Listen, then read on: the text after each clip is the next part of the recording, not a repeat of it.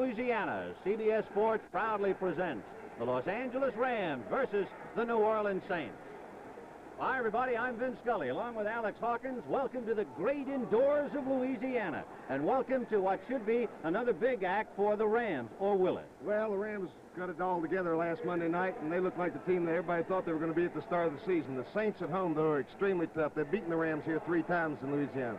Pat Hayden, of course, has been the golden boy for the Rams. Among other things, he had a rather imaginative evening calling against Minnesota, and it certainly paid off. Well, they threw 2 touchdown passes, ran one himself, and like you say, they've been getting field goals in those situations. They finally got together and put in touchdowns last week. And the old story is in sports, never mind yesterday, what have you done for me lately? And the Saints are coming off an explosive day, but a losing one against the Cardinals, the biggest day in Bobby Scott's life. Passed for over 200 yards, 3 touchdowns, and he can lead this team. Archie Manning got hurt in the Ram game, will not be playing in today's game. Ben, take it over.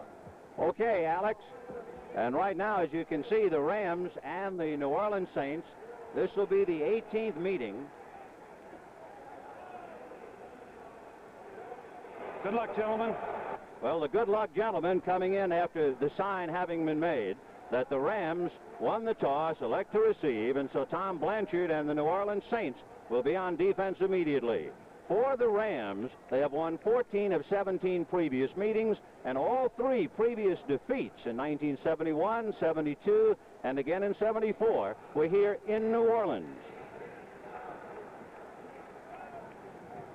The Rams coming in here, finally putting it together against Minnesota, and for that matter, their next 4 games, including this one, they figure to win. New Orleans, Tampa Bay, Green Bay, and San Francisco. And for New Orleans, they want to be the spoiler. They had a big afternoon against the Cardinals, but it wasn't quite enough. However, for New Orleans, they are home. The electricity that is New Orleans usually makes this ball club get up. And remember, in the Coliseum, it was a very tough 14-7 Ram victory. So the Rams preparing to receive. Rod Phillips, Jim Jodat start to go back along with Cullen Bryant and Wendell Tyler. And Tom Blanchard. Give way now to Rick Zorro, who will be kicking off for New Orleans. And the deepest man is Wendell Tyler on the 5. And Rick Zorro ready to kick off for New Orleans.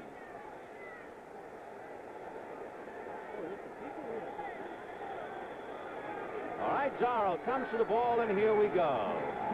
And he kicks it to Tyler on the 6-yard line of Los Angeles. Wendell to the 20. Hit and down at the 22-yard line. Christ was the first man to make contact and bring him down, along with Clarence Chapman, and there'll be a flag on the play. It is a personal foul against the Rams, a clipping penalty. So the ball had been at the 21-yard line as Tyler made the return, and they'll now march it off. So the Rams stacked up immediately on a personal foul clip. Put it at the 6.5, 7-yard line. Personal foul, clipping number 61 on the run back. First down. And that would be Rick Saul, who was playing on a sore ankle, Alex, and nevertheless had a sound enough leg to stay in there on the special team. Took old Rich a long time to break into the lineup. 6 years before he became a starter. He's not about to let something like an ankle bother him. First and 10 on the 7-yard line. McCutcheon and Capoletti are the running backs. Billy Waddy is wide left. Harold Jackson wide right. And McCutcheon carries it out across the 10-yard line. Joe Federspiel, who normally leads New Orleans in tackles, is right there at the bottom, number 58. Here's the Ram offensive line. Franson, Mack, Saul, Hara, and Williams. The fellas who figure to handle the ball, Harold Jackson along with Billy Waddy and the tight end, Terry Nelson. In the backfield, Pat Hayden and his running backs, Lawrence McCutcheon and John Capoletti. 2nd and 6 from the 11-yard line. Waddy is left and Jackson is right. McCutcheon trying to follow Capoletti's block, and Federspiel not only knocked him down, got the ball. That's what you get when you come to New Orleans, buddy. You hear the fans respond. Take a look at it from the end zone here, and let's see where the ball comes loose. Federspiel having an outstanding year, that middle linebacker position. Puts a good hit there. You see the ball come loose. I believe that's Chuck Crisp being on it there, number 44 for the Saints. So it is a tremendous opening break for the New Orleans Saints on that fumble by McCutcheon. And listen to this crowd exhorting Bobby Scott The backup quarterback to Archie Manning. He sends Gilliam wide left. He has Don Herman wide right. And in motion is the tight end, Henry Childs. And across the 5 is Strawn down to the 4-yard line as Mike Strawn, a 3-year man out of Iowa State, playing for the injured Chuck Muncie, carries down to the 3. You see the formation that Hank Stram will be going with a lot, moving that tight end in motion there. Saint offensive line, not known for its blocking, completely cleared away there that time. Mike Strawn is not a bad football player, Ben. He's filling in. We will see right now, Alex, it is 2nd and 4. The ball spotted on the 5-yard line. Gilliam wide left. In motion comes Herman, a zoom towards the tight side. Second man is Strawn, but Bill Simpson came up to hit him behind the line of scrimmage. Good play by Huckleberry Finn. Probably one of the most underrated Ram defensive players. You hear a lot more about Dave Elmendorf, but when you're talking to the opposing coaches, they tell you that Bill Simpson is one of the top safety men in football. Simpson had 4 intercepts last year. He has 1 thus far this year. The Rams started to come alive 2 weeks ago against New Orleans. 3rd and 5. Out of the eye, and the deep man is Strawn. Play action fake. Scott going in the end zone and overshoots his man. In fact, he had a trio of Gilliam, Herman, along with Galbraith, all in the end zone. I don't know whether he was trying to hit Don Herman on that play or not, but he couldn't get back outside. It was a good play on the corner by Pat Thomas. There you see Pat Thomas, number 27 right there. Good coverage over there by Dave Elmendorf. Not sure about the pattern. I think it was a broken one, Ben. Well, Rick Zarrow will come in now and ask to kick a field goal. He is 2 for 4 this year. He is 2 for 2, however, inside the 29-yard line. His longest was 29. Tom Blanchard, the holder. He spots the ball on the 13, so it's a 23-yard field goal attempt. It's up. It's good.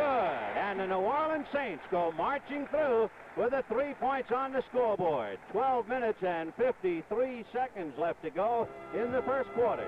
So the Saints capitalizing on the McCutcheon fumble, and they're on the boards 3-0. And boy, a fired up crowd here in the Superdome in New Orleans, trying to exhort the Saints, who are 1-5. Introducing the Ford in your future, the new Ford Fairmont. A new car designed for today and the years ahead. Fairmont's mileage ratings are the same as a little VW Rapid when both are equipped with automatic transmission. And this Fairmont, as shown, is actually sticker price less than this Rapid.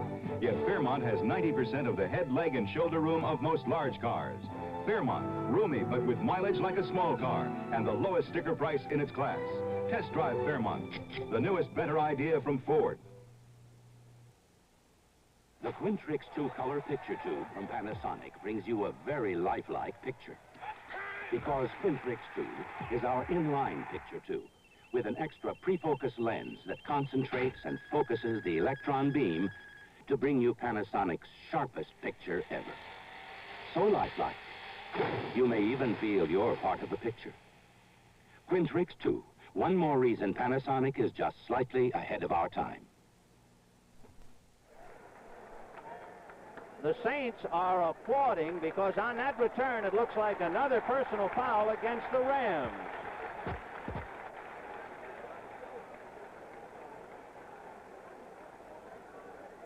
You remember on the opening kickoff there was a personal foul against Rick Saul, and the Rams ultimately fumbled. It led to 3 points. Now let's see about this one. Number 50 on the run back, first down. Dennis Hara, guilty of the infraction. The kickoff received by Wendell Tyler, but on that personal foul play, the Rams are penalized, so they've had the ball, and they've had 2 big personal foul calls. So they'll put it in play, 1st and 10 from their own 13-yard line. 3-0 New Orleans. Waddy is left and Jackson is right. McCutcheon, the deep man on the eye, back of Capoletti. McCutcheon. And he gets it out to the 15-yard line at best. Lawrence McCutcheon, the number 2 NFC rusher. He's been averaging 4 yards, his longest this year, 20. And he's rushed for 4 touchdowns. He's also caught a touchdown pass, and he is gaining on Dick Bass's record. What does he need, about 600 yards to pass Bass? He started with 126 2 weeks ago, so he needs 178 for 5,000, and Bass had over 5,400. 2nd and 8. With the back split, Hayden going to release to Capoletti, and he drops it. And there'll be another flag on the play, so hold everything. Preliminary signal against the Rams. Derlin Moore putting a lot of heat on Pat Hayden. We'll get the call in a moment. Derlin Moore is not the kind of athlete you hear a lot about, but he's a good, steady player and a bona fide NFL player. He is a pro. He led the Saints last year in tackles for linemen with 94. Holding, number 60, offense, decline, 3rd down. So they'll take the down instead of the yardage. The penalty was against Dennis Hara. Oh, and that's a big game over there. Minnesota and Atlanta. Fran Tarkenton, they got him on the board with a 54-yard scoring pass to Sammy White. 3rd and 8 from the Ram 15-yard line. And we'll see what Hayden does. Waddy goes right for the first time, and Jackson left. The tight end, Nelson, on the right side. McCutcheon trying to follow Capoletti and got it just shy of the 20-yard line. So Capoletti unable to open that big hole for him, and the Rams will have to kick it away. Joe Federspiel, along with Clarence Chapman, making the tackle. So the Rams stymied the first time on a fumble, this time stymied as they lost it down on a personal foul, and so Glenn Walker will have to punt. The Rams, by the way, along with St. Louis, are tied in the best punt coverage. They average only 4 yards a return. Rick Monty standing all alone on the New Orleans 35-yard line. So Walker trying to hang it, and that's just what he's done, and a fair catch by Monty on his 45-yard line. New Orleans in excellent field position, 1st and 10 from their own 45. So far, the Ram fumble, a recovery by New Orleans, and a field goal by Rick Zorro, and there's the story. New Orleans 3 and Los Angeles nothing. Come on, Adam, come on. We're getting our picture taken. Special moments. Times of your life you'll want to remember. In pictures. Tomorrow, Howard. Tomorrow. To help make those pictures look as good as they can, make sure Kodak paper is behind them. If you don't see these words, it isn't Kodak paper. Just look for this sign when you get your pictures. Kodak paper, for a good look at the times of your life. See, wasn't that fun? Will the insurance fix our chimney? Sure, after we plow through the paperwork. It's different with Allstate. What's different? We have the world's largest team of claims specialists. Don't worry about a thing. They settle most claims like this without estimates. No problem. Allstate specialists are interested in you, not paperwork. I'll call the contractor today. Oh. That was easy. When it takes being different to be better, Allstate will do it. That's a promise from us, the Good Hands people. New Orleans under the direction of Bobby Scott, putting it in play 1st and 10 from their own 45. Scott has made 14 previous starts in the NFC, and he has won 3 of the 14. In motion goes Gilliam now to the right, and Scott's going to put it up. Intended down the left side for Don Herman, covered by Pat Thomas, and the pass broken up. Pat Thomas with a big game the other night in that Minnesota game, came up with his first 2 interceptions. Both of them resulted in touchdowns for the Rams. Alex, we were watching John Gilliam. He was in the stack of that eye and suddenly in motion, so Hank is going to throw a playbook at the Rams. Hank's going to do that. He believes in mixing it up on offense. There's Washington over Philadelphia 17-10. Washington needing a win. So it is 2nd and 10 for New Orleans on their own 45-yard line. Gilliam is left and Herman is right. In motion now the tight end, Henry Childs, to block for Mike Strong. And Strong to midfield and into Ram territory. Not enough for the first down. He's finally brought down by Bob Brzezinski and Bill Simpson. Well, Brzezinski is being a rookie, and they're trying to work on him a little bit because they think play action hurts him on passes, and they can run at him a little bit. And they've got Pat Thomas. He hasn't had much experience over there either. Mike Strawn, as I told you, he's not a bad, he was the Saints' leading rusher a few years ago, and he is a good football player. Not in the class of Muncie, but then Muncie's got a bad ankle, and we don't know how much he will play today. Herman is right, and Gilliam is left. 3rd and 3. The ball just on the 49-yard line of the Rams, and Scott sending it up again. Down the right side and complete to Herman for a first down. He's knocked out of bounds by Pat Thomas at the 41-yard line of Los Angeles. You're looking at Don Herman there. Don Herman came over from the Giants as a free agent, I guess. Bobby Scott with almost flawless protection there. Look at Herman. Runs a very disciplined route. Not much speed, but as you see, coming back to the sideline, coming back to the quarterback.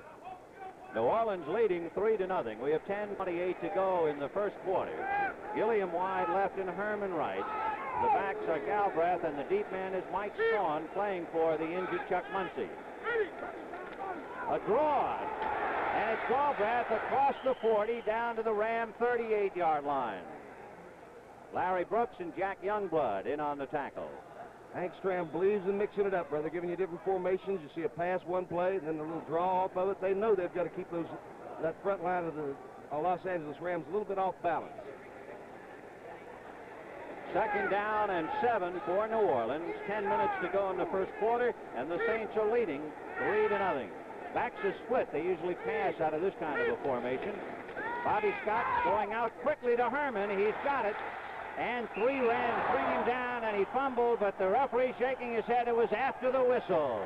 Bill Simpson picked it up, but it doesn't count. Well, that was close, Ben. That was close. You be the judge on this one. Just a quick turnout pattern. They're not getting greedy. Look at her. Poor Don Herman just doesn't have the speed for that kind of pass. Ball comes loose, and we can't hear the whistle, so we don't know, but it was a marginal call. So that would be the second break for New Orleans today. 3rd down and 2 yards to go. The ball just on the 33-yard line of the Rams. 3-0 New Orleans. 9.5 to go in the first quarter. Herman wide right. Gilliam left. Galbraith and Strawn with the back split. Scott going to put it up again, and this time going deep in the end zone. No good. And it was intended for the tight end, Henry Childs. Elmendorf and Simpson, like a pair of movable bookends, went right down there with him. They've been going to the tight ends a lot, mainly because the Saints have had the completely depleted receiver corps this year. They've lost 3 receivers of the top receivers, and they're going with free agents.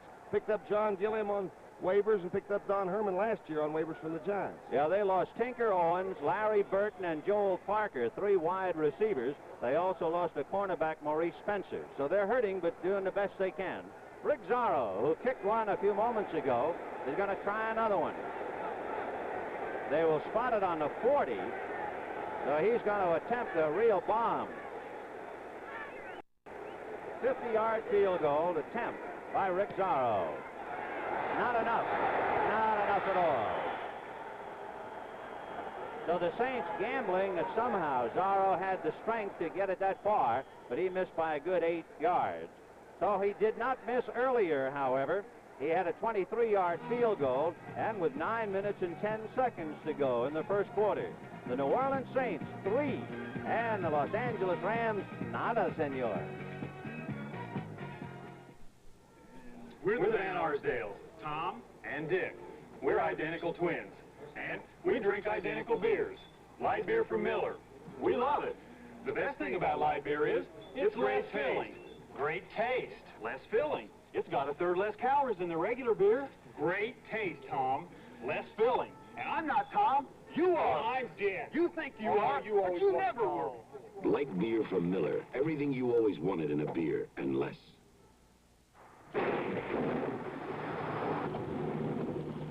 A rain-slick highway, a skid, and a potentially major accident becomes a minor incident. Thanks to a crash barrier with a shatterproof plastic nose cone. A unique plastic developed and supplied by Phillips Petroleum. Developing new plastics while making fine products for your car. That's performance. From Phillips Petroleum, the performance company. Sunday, the fun starts at the grand opening of Archie's Tavern as the help walks out and the family fills in for a bubbling highball of hilarity. Sunday at 9, 8th Central and Mountain. The line of scrimmage on that abortive field goal attempt by Rick Zorro is the 33-yard line, so the Rams will put it in play and take over 1st and 10. New Orleans, recovering a fumble by Lawrence McCutcheon, got a 23-yard field goal out of Rick Zorro to take a 3-0 lead. The Rams were stymied the second time they get the ball, so we'll see what they do the third time. Waddy is right, Jackson is left. Nelson, the tight end, on the right side, and Waddy is in motion. Lawrence McCutcheon with Hara out in front of him and Doug France, and got about 3. Hara and France both trying to clear the way for him, but there were too many people over there. Oh, Cincinnati out in front of Houston on a blocked punt that Willie Shelby fell on. Puts him up on that 7-0.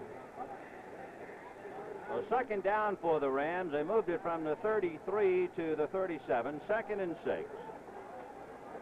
The first slot for the Rams today, they put Waddy slot right inside Jackson, and Nelson, the tight end, on the left side. Hayden to McCutcheon. A missed block that time by Tom Mack. However, McCutcheon had already gone by him, but he still has a long way to go for his first down. Mack trying to follow, but those New Orleans players pretty quick. Derlin Moore, Bob Pollard making the tackle, and it was Alex Price who got out of the way of the block by Tom Mack. There's Cleveland out in front of Kansas City 23-0, and the quarterback for Kansas City would be Tony Adams. For the Rams, the quarterback is Pat Hayden. It is 3rd and 4 from their own 39. Waddy is right and Jackson left. The backs are split. Both backs go out. And Hayden down the middle, and he's got his tight end, Terry Nelson, and he is decked hard by Clarence Chapman at about the 47-yard line. It's good enough for a first down for Los Angeles. A young man from Arkadelphia, Arkansas. Been in the shadows of Klein for so many years. This year he's got Charlie Young breathing down his neck, and it's making him a better football player, too. That's his 8th reception for the year. Had a little trouble getting hold of things. He's a big old boy on the move, though. Doesn't protect his legs particularly well, though, does he, Ben? No, he takes a pretty good lick, but at 6'2" and 230, he can take it. 1st and 10 on the Ram 48-yard line. Waddy right and Jackson left. Hayden down the middle, off the hands of Billy Waddy at the 35-yard line. A little too high for him, and Waddy, who, by the way, is only 5'11", so it was a good foot over his head. Great thing about having a guy like Harold Jackson clearing out that area with that tremendous speed. You see nobody in that area. You see Jackson has cleared it out. It's a little bit high and a little bit behind him, but it was a catchable ball for Billy Waddy. Billy Waddy, one of the truly exciting, flashy players on the Rams, and they're not known for that type of attack. Both Waddy and Wendell Tyler got a lot of ink in the aftermath of the Minnesota victory. The Jets in New England 10-10 there at halftime. 2nd and 10 from the Ram 48. Waddy right and Jackson left. A draw to Capoletti. Pollard couldn't hold him, but down he goes right at midfield. Bob Pollard, number 82, had him as soon as he got the ball, but he slithered out of Pollard's grasp. Capoletti in the last 2 weeks has really come on. In fact, he's starting this season.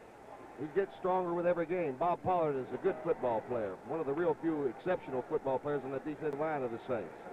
So Pollard slowed him up, and Federspiel was able to make the hit. San Diego over 7-6 over Miami, but that game's not over.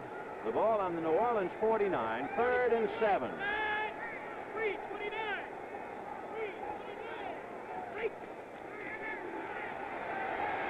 Hayden going to Capoletti to the 40.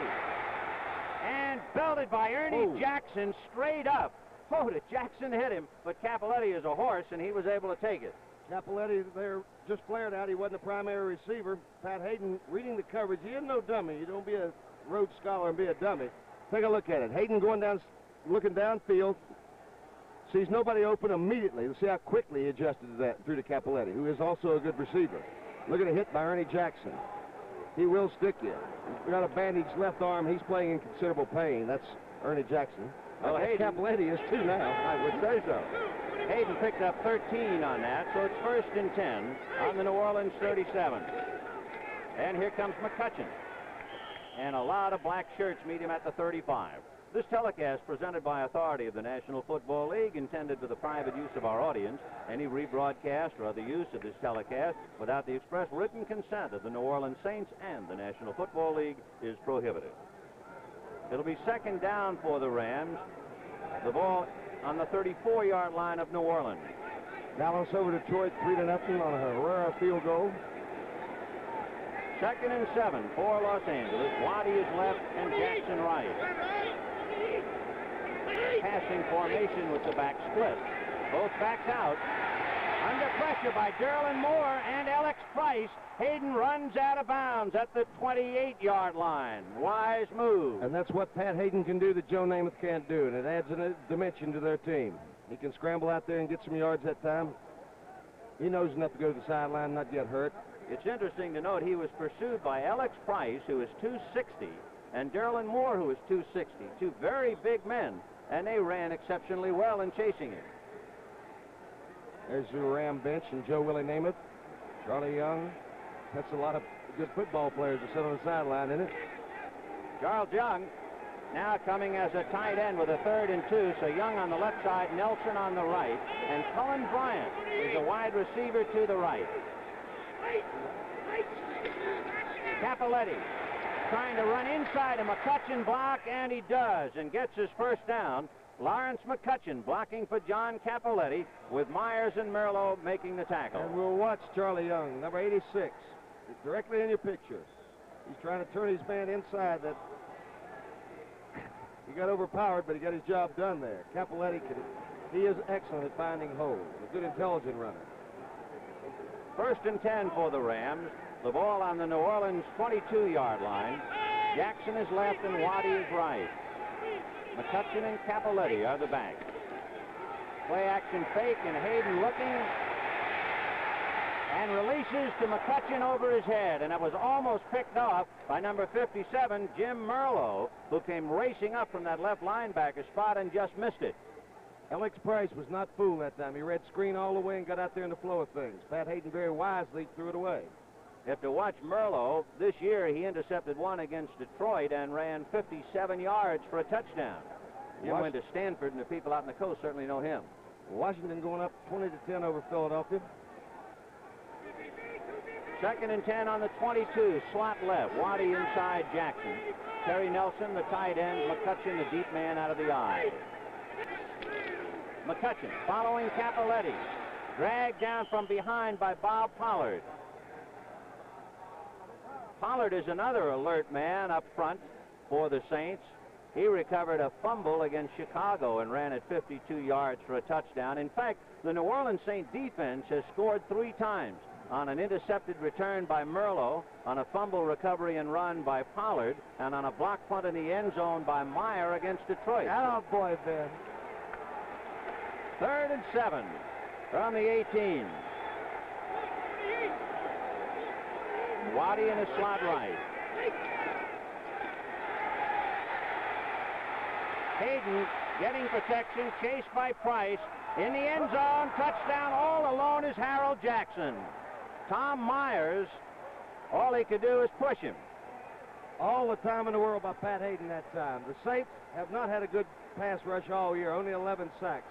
Look at it right here. A week and a half to throw. There you see Alec Price with what little rush there is there. You can't let guys like Harold Jackson and Billy Waddy wait around in your secondary like that. Throwing on the run to his left, as he did the other night in the Monday night game, with some degree of accuracy, Harold Jackson.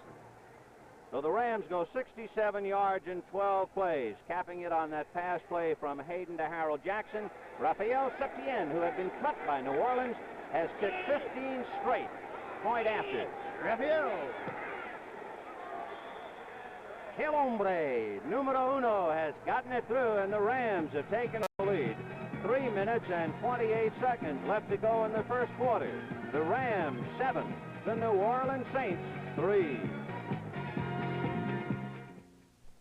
Who is the #1 investment firm in the East?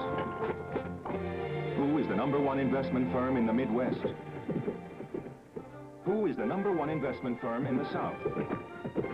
Who is the #1 investment firm in the West? You know who. Merrill Lynch. All around America, more investors turn to Merrill Lynch than any other investment firm. Sure, there are lots of investment firms, but there's only one Merrill Lynch.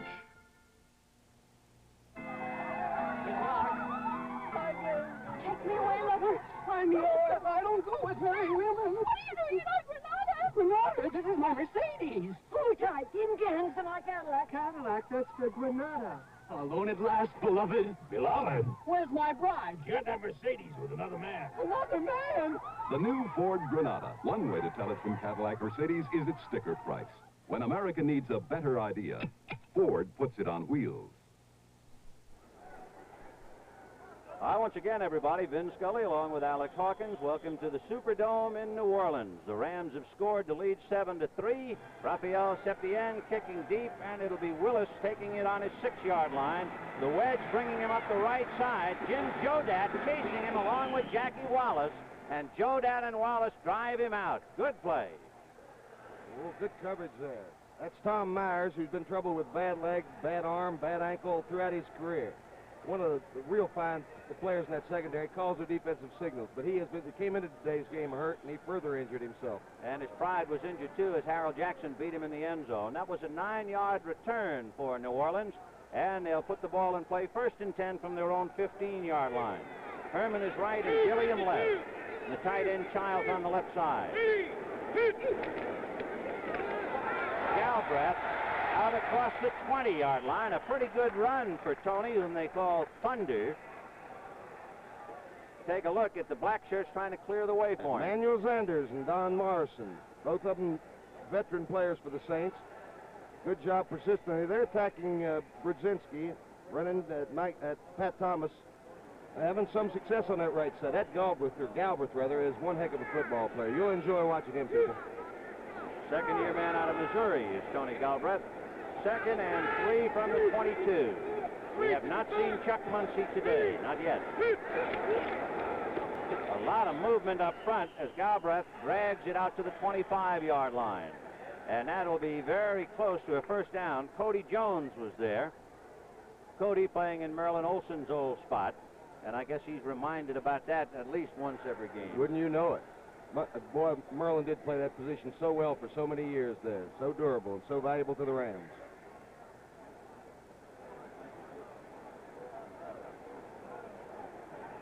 We mentioned a moment ago we had not seen Chuck Muncie. He has a sore ankle. Muncie coming off a big game last week where he rushed for 126 yards, but he's hurting and so far has not made an appearance. He's doing better than the Saints are this year. The Saints are 1-5 coming into today's game.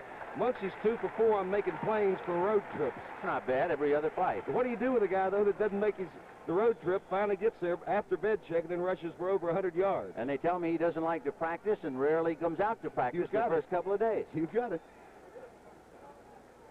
There's a frustrated ball player. Yes, sir. A lot of years and a lot of injuries.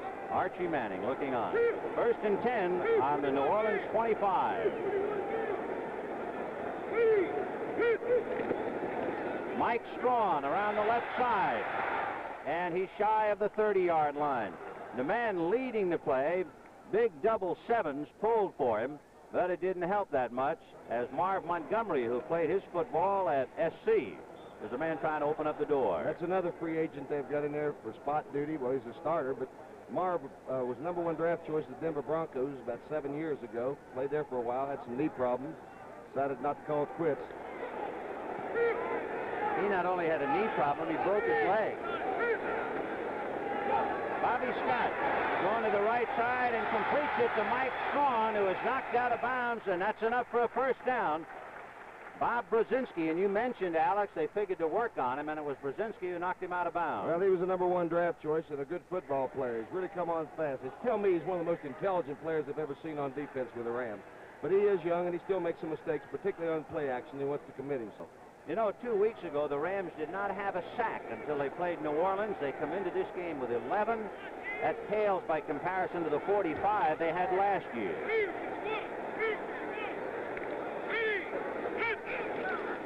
Here comes Galbraith and gets to the 45. A good bit of run by Tony Galbraith, and we'll watch Bob Brzezinski. They want to see if they can run at Freddie Dryer. They're having a little bit of luck at it. Not getting outside, and he's coming on back. Here's Brzezinski. That's a good thing about youth, though. You feel like chasing those plays to the other side. And, well, he did. The Rams expect Brzezinski, a first-round draft choice out of Ohio State, to be a great one. Herman is right and Gilliam is left.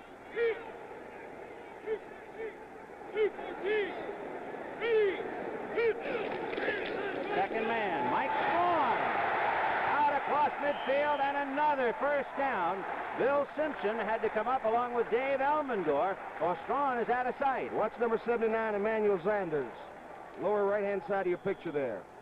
Ride Cody Jones to the outside. John Hill with the Saints center, making an excellent block himself. And on that play, that's the end of the first quarter with the score. The Los Angeles Rams 7 and the New Orleans Saints 3.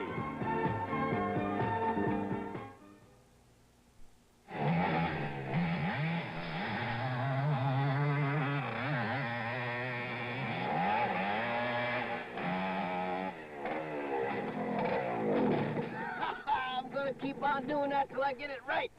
Yeah, I work hard and I play hard, and I use new STP gas treatment. You just pump it in your tank and it goes to work cleaning your carburetor. I take good care of my wheels on account of I'm cheap. I bet you are too. Try it.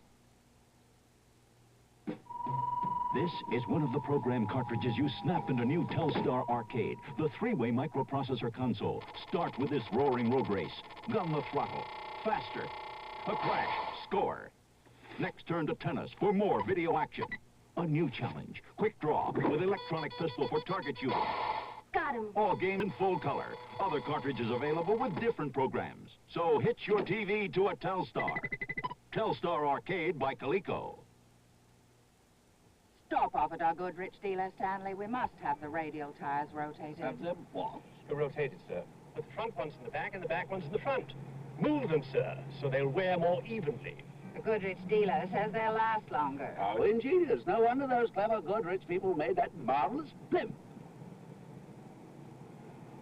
Stanley, do you ever wonder why you're up there and he's back here? Tires you can trust. B.F. Goodrich. The other guys.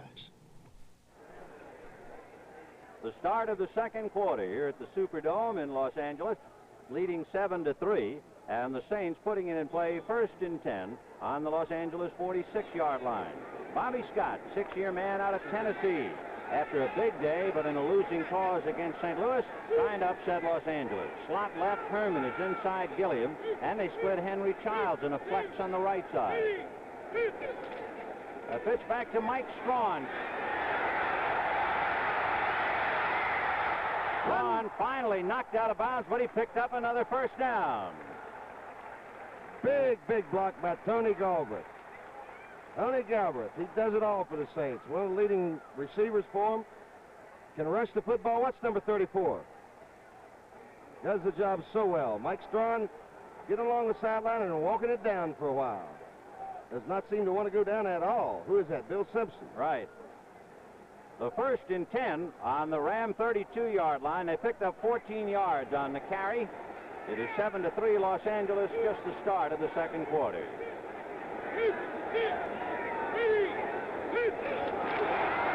Tony Galbraith, but there was a lot of movement, and the penalty might very well go against the Rams as Galbraith carries it across the 25. Who have we got? Jack Runt. Is that Jack Youngblood jumping off sides there? Let me see if it's 85 here. There you go. Oh, he's got an inside move on right there. I didn't see any movement by the Saints, but we'll see. And it will be against New Orleans for drawing Youngblood up, evidently. Despite Bobby Scott's arguings, they fall on deaf ears. Take a look and see if we can see any movement there. See if we see the Saint movement. No, looks like dogs pointing to me. Yeah, it could have been with the center or somebody on the offside. Number 85, defense. Holding, number 62, offense. Offset, first down. Aha, that's the explanation. So you have offsetting penalties, and that's the answer to that play. We just got a report on Tommy Meyer's condition. He strained his knee, and it is questionable if he'll be returned to action today. 1st and 10 from the 32 of Los Angeles. 7-3 Rams.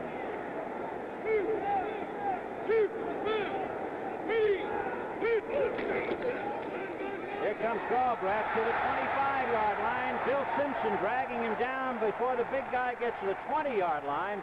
When you look at the running backs of New Orleans, you realize why they drag people around.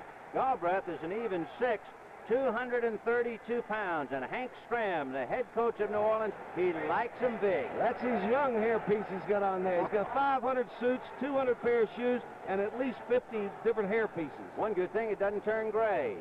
First and 10 on the Los Angeles 20-yard line as Galbraith carries for the first down. Gilliam is left, Herman is right, and it's Strawn and Galbraith back to Bobby Scott. Here comes Galbraith trying to go outside, and he's to the 15-yard line and drags a crowd of Rams with him. The first man to make contact was Bill Simpson, number 48. I'll tell you what you're seeing those receivers of the Saints doing an excellent job blocking downfield. They've been able to bounce outside, and the corners and the safety haven't been able to make a tackle immediately. We were talking about Galbraith's weight at 232. Muncie is 238. They have two rookie tackles. Dave Lafari is 6'7", 280. Dave Hubbard is 6'7", 270. So Hank Stram has some giants down here in the Bayou country. Second and 3 from the 13-yard line.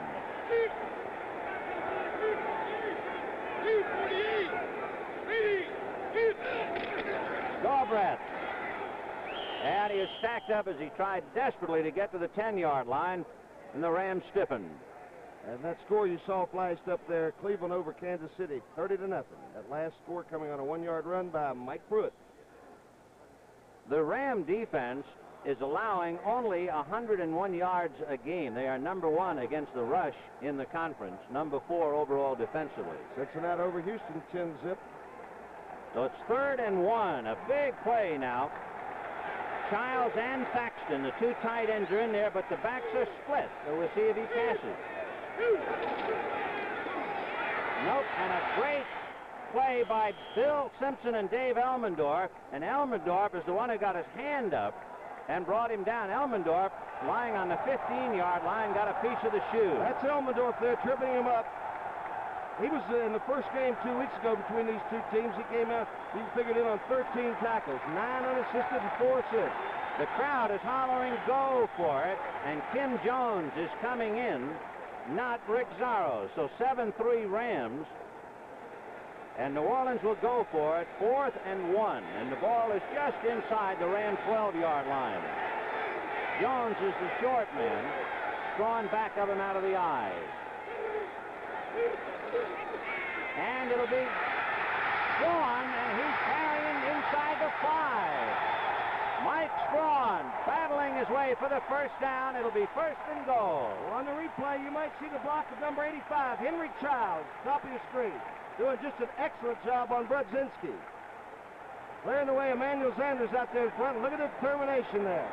Oh, the Saints came to play it today. And it is 1st and goal on the Ram 3, and here's another look. Ground level, let's take a look at it. Bill Simpson giving some pursuit here, taking a wrong angle, missed him altogether as he bounced outside. Manuel doesn't know which way to go. Didn't expect that much mileage out of it. And a roar comes up from the crowd. Chuck Muncie on a 1st and goal from the 3 is in there now with Tony Galbraith. And it'll be Muncie with Galbraith out in front. He did not make the end zone, but he's going to be close. Muncie's first carry of the day, and it would appear he got it to the Ram 1-yard line, so it'll be 2nd and goal from the 1. Youngblood and Simpson finally stacking him up. Rich Bounty out in front of that, number 84 for the Saints. You don't see him in there too often. He's a rookie, free agent for Penn State. So 2nd and goal, the ball inside the Ram 1-yard line. The Rams are leading 7-3. Muncie and Galbraith. Back of Bobby Scott. Galbraith! Touchdown!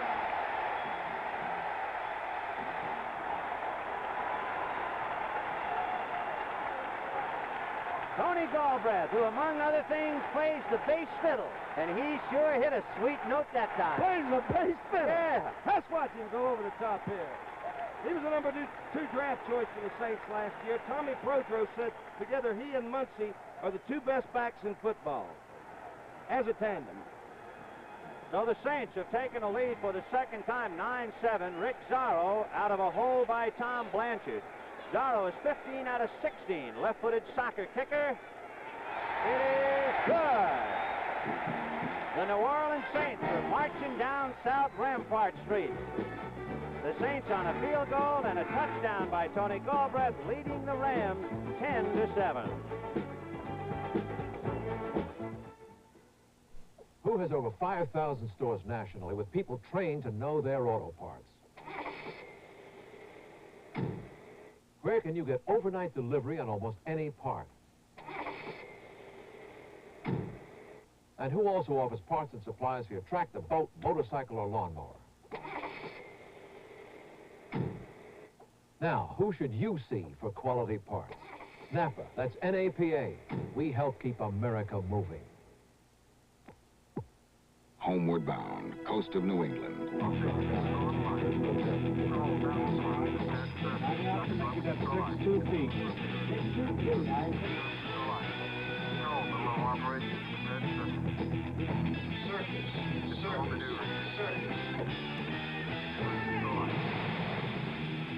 The Navy. See your recruiter or call toll-free. It's not just a job, it's an adventure. With 10 minutes and 25 seconds left to go in the second quarter, the New Orleans Saints surprising the Los Angeles Rams and leading 10-7. Rick Zorro ready to kick off. The deep man is Wendell Tyler, Jim Jodat on his right, Cullen Bryant on his left, and the kick goes deep over Bryant's head and into the end zone, and he will not take it out. Wisely, Wendell Tyler downing the ball in the end zone. Say, we've got some news for you. On Saturday, November the 5th, it is Championship Saturday. The Series Championship of Women's Tennis.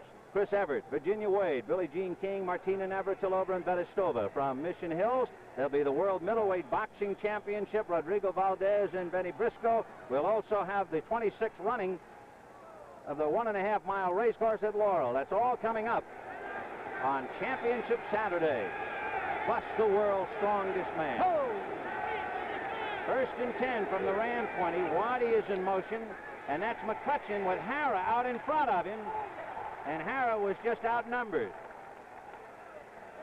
Price and Ernie Jackson coming up to make the tackle. Well, those Rams, they just run and run and run. They believe in it. Chuck Knox believes in it. It'd be almost impossible for him to convert over. He believes so strongly in a strong running game. 2 weeks ago, they ran the ball 61 times against New Orleans. Second and 6 from the 24 of Los Angeles. Waddy is right. Jackson left. Nelson, the tight end, right side. And it's a quick release to Harold Jackson, and Clarence Chapman knocks him out of bounds immediately at the 33-yard line. The surprising thing about Harold Jackson this year is he usually averages about 17, 18 yards per catch. He's been coming in something like about 12 yards per catch this year because of patterns just like that. Yeah, his longest is 37 this year. New England over the Jets, 17-10. Jets a surprising team this year. Got them going. Richard Todd's got them. First and 10 for the Rams. They spotted on the 33-yard line. Waddy left and Jackson right. Still Capoletti and McCutcheon. McCutcheon nowhere. Billy Waddy, who was wide left, was trying to come back in and get a block off and seal off the right side, but it didn't work. Pat Hughes came up to make the tackle. Let's take a look at Bill Waddy right here. He got a would-be crackback block that time, but he couldn't make up his mind who he was going to get. He just kind of hid in behind there. Don't see me on the film when I don't make my block. So far in the Ram rushing game, McCutcheon carried 10 times for 27 yards. So it is second and 10 from the 33. And Waddy in the slot left with Jackson. They motion him and Jackson picks him up. Here comes McCutcheon. Hara trying to block.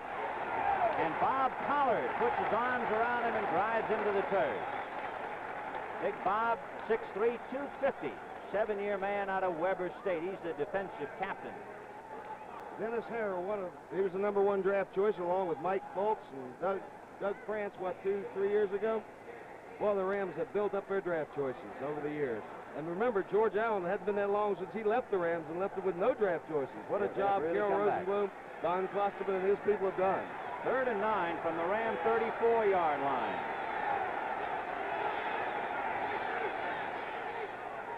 Whoop. That was Alex Price who jumped. Hayden going down the middle to Waddy at midfield, and that's where he felt it. Fumble, but I believe after the whistle, and that's true. It was Chuck Christ who recovered the loose ball, but it was after the whistle. Flag on the play. Alex Price, number 75, I think was guilty of jumping around, and of course the Rams will decline the penalty, and they'll set up shop First and 10, just across the midfield stripe. The Rams have been a pretty good third down team all year. They've converted 45% of going into today's game. Today, they're 4 out of 5 on third down situations, and that's plenty good enough. The Saints, on the other hand, they have not been a third down team. They've allowed opposition or opponents to convert 58% of their first third down.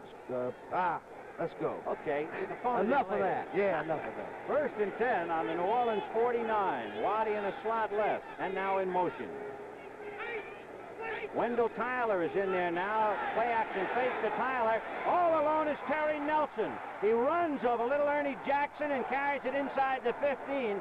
And Ernie Jackson was hit by a truck by the name of Terry Nelson. And everybody ran over everybody. Look at the arm. Pat Hayden, never known for a strong arm, is accurate enough. Look at this. Does he punish Ernie? Ernie was hurting and hurting worse now. Rampage. Oh, are we having fun? Let's get it on. Wherever he thinks he is. First and 10. They spot the ball on the 14-yard line. Phillips and Tyler in the backfield now, and Waddy in a slot right. Inside Harold Jackson. Hayden giving to Wendell Tyler. And he is dragged down as he tried to get to the 10-yard line. It was Clarence Chapman who came up to make the tackle. Tom Mack, number 65. Watch him pull and watch him block. Never missed a game for the Rams. 12 years. Been one of the better guards in football. Knocking out Chuck Chris there. That gal put some incitement in it. Wendell Tyler. He entertained me the other night. Second and 8. The ball on the New Orleans 12-yard line. We have 7 minutes to go in the second quarter. New Orleans leading 10-7. Waddy is right and Jackson left. And it's Rod Phillips trying to find a hole, and there isn't any there. He tried to move around Rick Saul, but no matter where he went, Saul's man was taking him there, and that just messed up the play. As I say, Rich Saul, you all know about him with the two brothers he's had playing in professional football. He's been around about 8 years. It took him 6 years to become a starter. He's been a good one for him. Rams have had, through the years, they've had good centers, though. Big Cullen Bryant comes in now on a 3rd and 9, so it is Bryant and Phillips. Tyler goes out. Harold Jackson and Billy Waddy split on the 13-yard line of New Orleans. And Chris sacked him. Chuck Chris grabs him on the 20-yard line. Oh, what a play. Well, that was quick. Chuck Chris. Safety blitz got him. Watch it. He was never a football player at Penn State. He was a basketball player, and he was quick there. Neither one of the backs could pick him up like a bullet. So the blitz really pays off. Raphael Septien is now asked to kick a field goal to get the Rams tied. The Saints are leading 10-7. Septien is 6 for 7 in field goal attempts. They will spot the ball on the 26-yard line, so it's a 36-yard field goal attempt. His longest has been 33 yards. Nolan Cromwell puts it down, and the kick is good. And so the Rams have tied it up thanks to the field goal from Raphael Septien. 5:49 to go in the second quarter. We got a dandy. The Rams 10, the Saints 10. The Bell system recognizes that many seemingly unrelated business problems are really communications problems in disguise. So we've provided our account representatives with the skills and equipment they need to take a company's problems and our solutions to them and fit them together into a total communications system. For we firmly believe that in solving problems for companies like yours, the system is the solution. Hey, Mom! Oh, hi, Sonny. Stop sitting around, Mom. Let's take a ride in my new Ford pickup. All right, let me drive. Oh, I can handle it. This is the one that's built tough with Ford's exclusive twin I-beam suspension and a new 4-speed overdrive option. All right. And extensive rust-fighting materials on underbody parts. What you think, Mom? You may think I'm off my rocker. This Ford is tough. Of all Ford trucks registered over the last 12 years, 93 out of 100 are still on the job. Sheer bedlam's all in a day's work when Mama signs on as Rhoda's hired hand. She is driving me up the walls, across the ceiling, out the window. Someday at 8, 7 Central and Mountain. The Rams and Saints all tied 10-10. Septien kicking off with 5:49 to go in the second quarter. This one not too deep, grabbed by Willis at the 9. To the 25 and stacked up shy of the 30-yard line. A return by Willis. Jim Jodat making the tackle, and now New Orleans takes over 1st and 10. A reminder, Championship Saturday, the series championship of women's tennis. We'll also have the World Middleweight Boxing Championship, Rodrigo Valdez and Benny Briscoe. Plus the 26th running of the Classic from Washington, D.C., the 1.5-mile grass course, the major turf race in the United States, Laurel Race Course, and the 5th event of the world's strongest men, the tire toss for distance and accuracy. The tire toss. 1st and 10 from the Saints' 28. Tony Galbraith wrapped up as he got across the 30-yard line. Jim Youngblood, along with the middle of the Rams, Dave Elmendorf, also Jim Youngblood at bottom. In case you joined us a little late, New Orleans recovered a Lawrence McCutcheon fumble, and Rick Zorro kicked a 23-yard field goal. Harold Jackson caught an 18-yard touchdown pass from Pat Hayden. Tony Galbraith punched over from the 2-yard line, and then Zorro, there was another 36-yard field goal by Septien to tie it up 10-10. Bobby Scott looking right, gets pressure, got it away, and it's the tight end, Henry Childs, who made the reception just shy of the 45-yard line. Henry Childs on the play action. Takes to Galbraith there. Pass protection is quite adequate. Scott rolling a little bit. Childs open, just hits the spot. They have been going to the tight ends, as I say. They will continue to go to the tight ends because of, well, various things. Injuries to the wide receivers and the fact that they're using double on the wide receivers, whatever that is. 1st and 10 from the New Orleans 44-yard line. Gilliam left and Herman right. And here comes Strawn, but he is met by Larry Brooks, and that's the end of the story. They knock him back to the 41-yard line. There's another player you don't hear a lot about, but he's one of the top tackles in football, is Larry Brooks. He led the Rams in sacks last year with 13, I believe. That's right. And he has 2 so far this year. The ball on the 43-yard line where they finally spot it. 2nd down, a loss of 1 on the play. 2nd and 11. A 10-10 tie. As you see, 3:56 left to go in the second quarter. Herman is right and Gilliam left. Galbraith and both backs go out. Scott going down the right side to Herman, overshoots his man, Pat Thompson.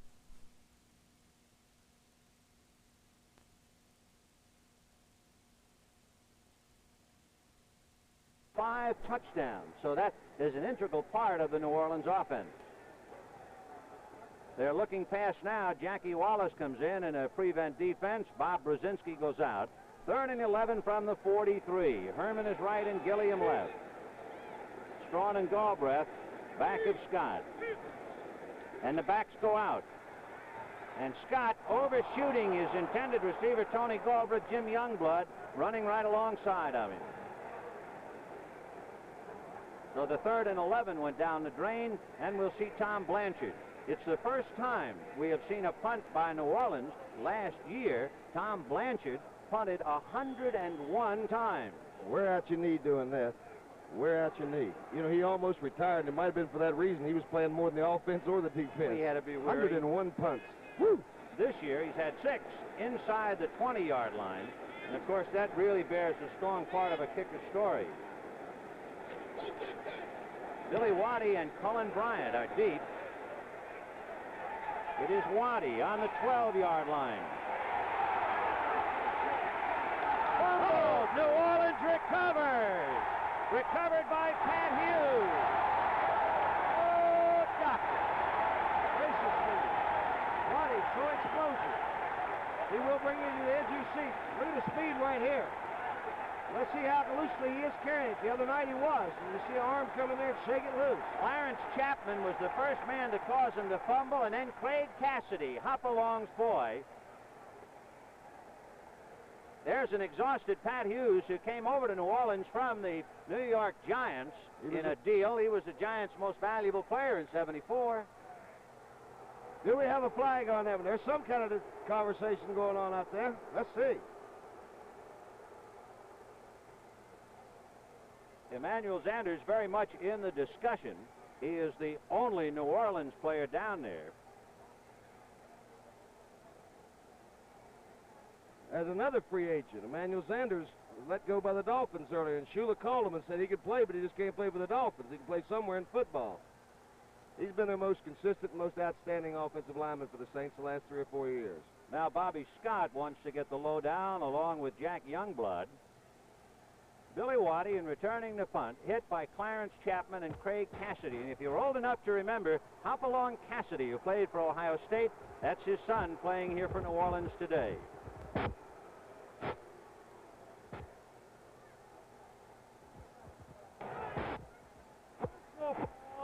Number 73 offense during the dead ball, first down and 25. So the so-called dead ball foul. Joe Campbell, that's who the foul's on. Joe has been in a fight every game. This is the 7th time he's caused some commotion. He's a very aggressive #1 draft choice from Maryland. He backs up Bob Pollard, and on the special teams, he apparently got in an unnecessary lick and was caught for it. So it is 1st and 25 for New Orleans as they take over on the Ram 25, and that's the second costly Ram fumble and recovery for New Orleans. How costly remains to be seen.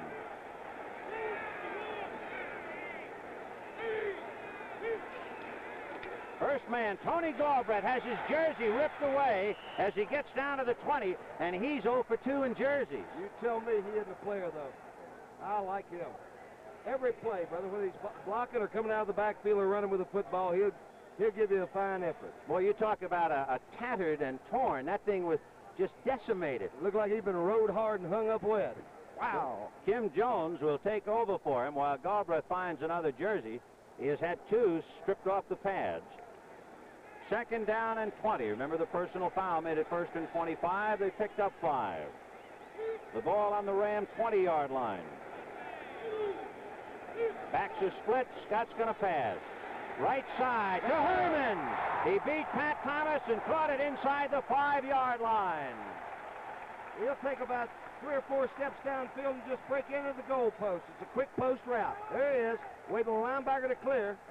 If it's on the money, which it is, as you see him hit him right in the numbers, it's hard to defend against. Pat Thomas can hardly be faulted for that. 1st and goal for New Orleans on the Ram 3. Tony Galbraith.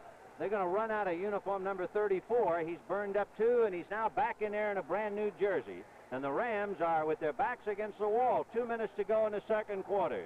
1st and goal from the 3. Herman right, Gilliam left. Out of the eye, and there'll be a timeout with the 2-minute warning on the scoreboard. It's been a great first half. A lot to go. The Saints 10 and the Rams 10 with New Orleans driving. I control this television network. I control the other networks, too.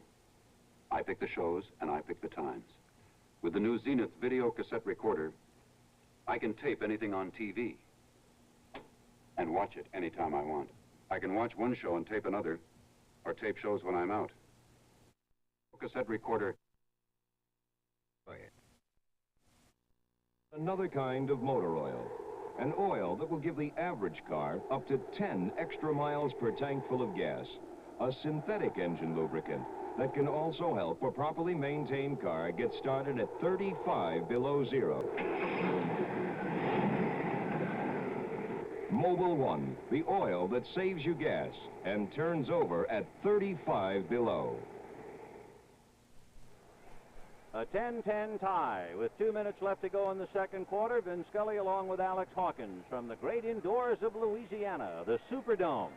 2 very costly Ram fumbles, one by Lawrence McCutcheon, led to a New Orleans field goal. Now a 2nd fumble on a punt by Billy Waddy, recovered by New Orleans, and on a great pass to Don Herman. New Orleans in great position to take the lead as they go back into the clubhouse. Well, so then when you come here to Louisiana to play in the Dome or wherever you're playing down here, you expect the Saints to give you a good ball club. They get 50, 60,000 people, sometimes 70,000. These crazy Cajuns hollering and hooping it up. They respond to them. They're hooping and hollering now. Chuck Muncie is back in there, going in for Mike Strawn. So you have Muncie and Galbraith, as they call him down here, the Thunder and Lightning backfield. Muncie is the Lightning. Herman goes wide right, and Gilliam left. Third down and goal to go from the 3. The backs are split. The Rams will be looking pass. Scott lays it up and overshoots Herman. He and Pat Thomas were squared away down in the far corner. Herman looked a little... And Rick Zorro, so they're going to go for 3 points. The only surprise in looking back over New Orleans games, as we mentioned to you, they have thrown 5 touchdown passes to the tight end. But this time they went to the wide receiver, Don Herman, and they couldn't do it. For Rick Zorro, remember, he made a 23-yard field goal, and he missed one from the 50. And look out, it's Blanchard passing in the end zone. Alois Grooms. Oh, what a play. Where did that one come from? I don't know. I never saw Alois Grooms make no catch before. Would you believe that? A third-year man out of Tennessee Tech, all the time a defensive end, and he's in there on the offense to catch a touchdown. Last week, the Cardinals won that ball game primarily because of the fake field goal in that game. Why, Henry Stram... He learned something. Look at old Henry Strutt. Look at Henry Strutt. Dave Elmendorf arguing with the officials. The Rams are furious, perhaps over the New Orleans alignment. Elmendorf quite outspoken. Chuck Knox hollering from the sidelines on the far side of the field. But the Rams have been burned on a touchdown pass to Mr. X. You got it. And Rick Zorro will try to make it 17-10 New Orleans. Blanchard holds, the kick is good. And so with 1 minute and 52 seconds left in the first half, and a wild one, New Orleans 17, the Los Angeles Rams 10.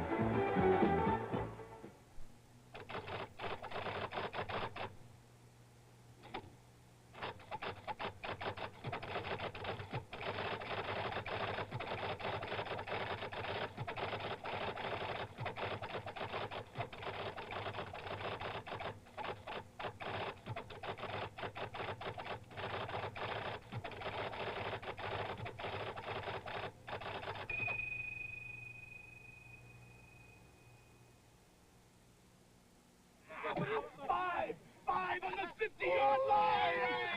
Hey, Charlie, it was cold last night. You put in a Prestone antifreeze? Prestone. Who needs Prestone? Prestone? You need Prestone. If your antifreeze is worn out or you don't have enough, you could be in trouble. So put in a fresh fill of Prestone, too, to prevent corrosion and freeze-ups. Prestone. We need Prestone. Prestone. You need Prestone. The Saints leading the Rams 17-10 on a touchdown pass to a defensive end.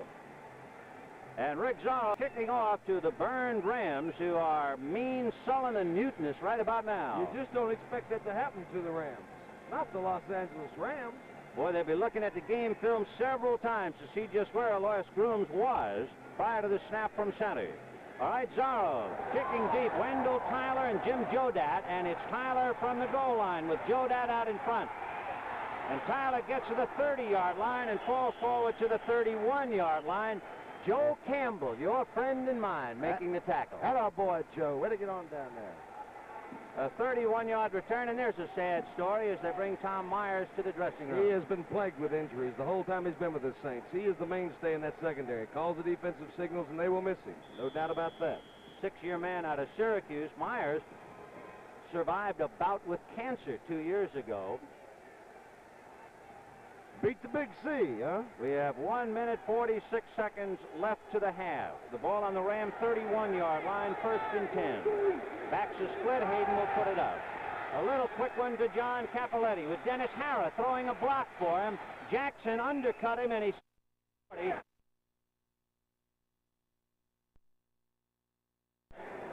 New Orleans drove 85 yards with Galbraith punching it over from the 1. There was a 36-yard field goal by Septien. And then, of course, we saw Waddy's fumble recovered by New Orleans and the touchdown pass to Alois Grooms, who finally got his name in the paper. First and 10 from Ram 41. Hayden to McCutcheon in the air and dropped. Fetterspiel was all over him, and McCutcheon unable to hold on to it. Joe Fetterspiel, who led the team in tackles in 1975 and 76, and he has missed only one game in 6 years. So you see a lot of number 58 when you come to New Orleans. He plays the run a whole lot better than he does the pass. Played the pass well there. In the first meeting 2 weeks ago, these teams, he led the all tacklers with 13 for the Saints in that game. Well, we have a minute and 15. Second and 10. Hayden trying to get on the scoreboard from his own 41.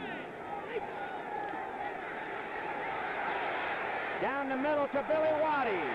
And Waddy is caught by Chuck Christ at the 40-yard line and falls forward to about the 37, and the clock is still going. Number 2 draft choice from Colorado. He can fly. Faster than a speeding bullet. Los Angeles. Faster than a speeding bullet. Watch him. 23 yards on this one, Hawk. He just bounces, Dan. He just bounces. I love to see him. Speed like that with he and Jackson, they can give you headaches, brother. Pat Hayden cannot be faulted for that throw at all, can he? Chuck Christ closing in here. Puts the initial hit on him. Is that Ernie Jackson? He will throw his body around, bro. So with 1 minute and 1 second to go to the half, Pat Hayden, who has passed for a 56% so far this year, is better than that today. And he has one touchdown pass.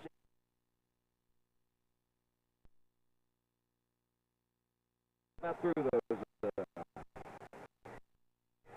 Got a bright future ahead of him. I like him in college.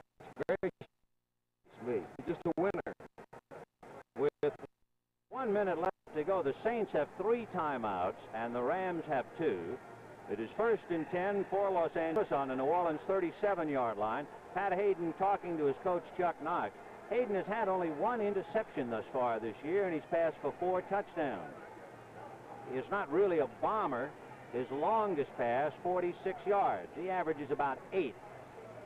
And if you remember some of the great quarterbacks, for instance, Bart Starr didn't have an overwhelming arm, but they made it up for it, knowing what they could do and what they couldn't do, and Pat Hayden's one of those quarterbacks. Well, it'll be interesting now. Pat Hayden trying to get that cycle to the draft, recovering 2 costly Los Angeles fumbles, and the recovery and the subsequent events have given 10 of the New Orleans 17 points. Harold Jackson wide right, Billy Waddy wide left. Pollard trying to get to him. He goes down the middle, and he's got Harold Jackson, and he's finally dragged down by Clarence Chapman. Ernie Jackson thought he was going to break it up, but he got away from Jackson. They're trying to fight the clock. 45 seconds to go. That's a first. Hayden is, however, and whoops, there's the whistle. Now, what in the world would that be? There was so much movement, you wonder if time had run out on Hayden.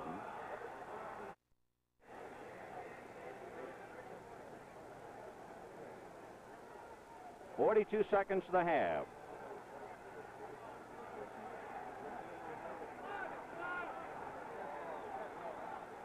Explain that to us. We don't understand It's still first down. Maybe the officials weren't ready. Now Hayden backs off again, and time is out.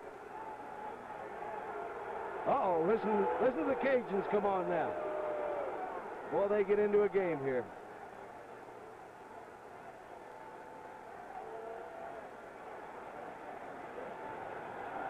That's Bobby Scott pointing out towards the ramp, trying to help the official. I think they've got a disagreement between the two of them. Yeah, now Hank is coming down to see. All right, Hank, your call on now. You settle it. 17-10 in favor of the Saints. It might have been that 30-second clock. That's about the only thing we can think of with both clubs. The Saints very slowly going back to positions. The Rams in a hurry. The clock was running, and Hank probably feels that the Rams had started a play when they were not properly set. Look at Henry. You beat him to death with that program, won't he, Ben? Well, he was something when he worked for CBS up here in the booth. Tell him the story about the first game you worked with him. Where he had to stand in order to do the game, so we both wound up standing and walking, and we did the whole season, walking up and down. Oh, Henry. First and 10 And Hayden looking in the end zone, deep to Billy Waddy, and he is knocked out of bounds inside the 10-yard line by Clarence Chapman. I don't believe Billy Waddy was intensely trying to get out of bounds, surprisingly enough, but I think Chapman just forced him out. Knocked him out. You see that so often with rookies that just don't have presence of mind. They haven't trained themselves mentally to get out of bounds. He looked like he was trying to turn it back upfield. The ball is on the New Orleans 9, 2nd and 1. And the Saints are leading the Rams 17-10. Hayden trying to get it even. Jackson is left and Waddy right. Capoletti and McCutcheon are split. Big rush by Bob Pollard. End zone pass caught by Jackson and touchdown. How in the world? Now, that's professional.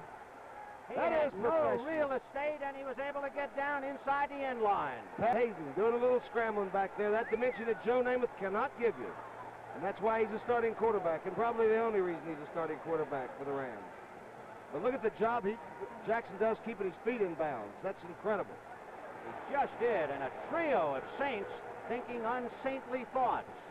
So it is 17-16 New Orleans, and Rafael Septien trying to get the Rams even.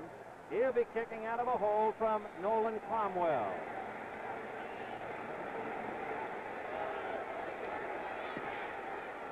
It's good.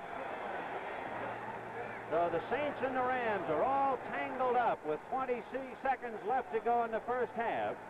17-17 tie. Ben, let me get myself out of a trap here. I said the only reason he was starting for the Rams is because he could give you that scrambling and an added dimension. What I'm referring to is I watched Joe Willie throw the ball yesterday in practice, and he could throw it as good as ever. He just doesn't have the mobility in the pocket that Pat Hayden does. And Hayden needed all the mobility in the world to get away from Bob Pollard on that last play, and somehow got the ball over the heads of 3 New Orleans defenders and got it into the hands of Harold Jackson, his second touchdown reception, and he would have made Gene Kelly or Fred Astaire proud the way he had those little puppies inside the back line. And what do you think old Herb Cross is going to say about the outcome of this game so far? But his old teammates with the Rams. That's right, and Brandon Phillips too. Willis and Mouty going deep. We have 26 seconds to the half. And Septien kicking rather short right now. Willis takes it on his 10 to the 20. To the 30, and down he goes, and the clock shows 18 seconds. A flag on the play. So 18 seconds to the half. 17-17. Remember, the Rams beat the Saints 14-7 in the Coliseum. Personal foul and the clip against New Orleans. 3 penalties on kickoff for the Rams. If you're Hank Stram now, Alex, will you dare to go deep? No, sir. I don't see any sense in it now. That'd be losing your poise a little bit early. So at 17 all in 18 seconds, Bobby Scott, we will see if he just sits on the ball. The official now ready to walk out the penalty against New Orleans. The Saints are very unfamiliar with this position being tied at halftime. They have incredibly been outscored in the first quarter, 49-7. So they're not even used to being even at half.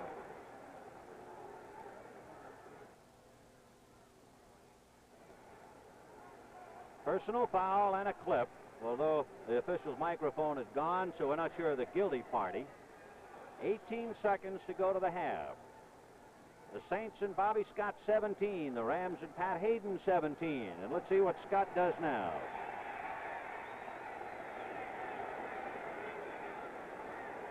Galbraith and Strawn, the deep man out of the eye.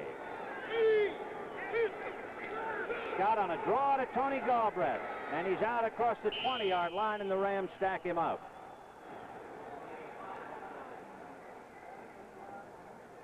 Galbraith, accustomed to crowds, he has 5 brothers and 6 sisters. He doesn't know what it's like to be alone.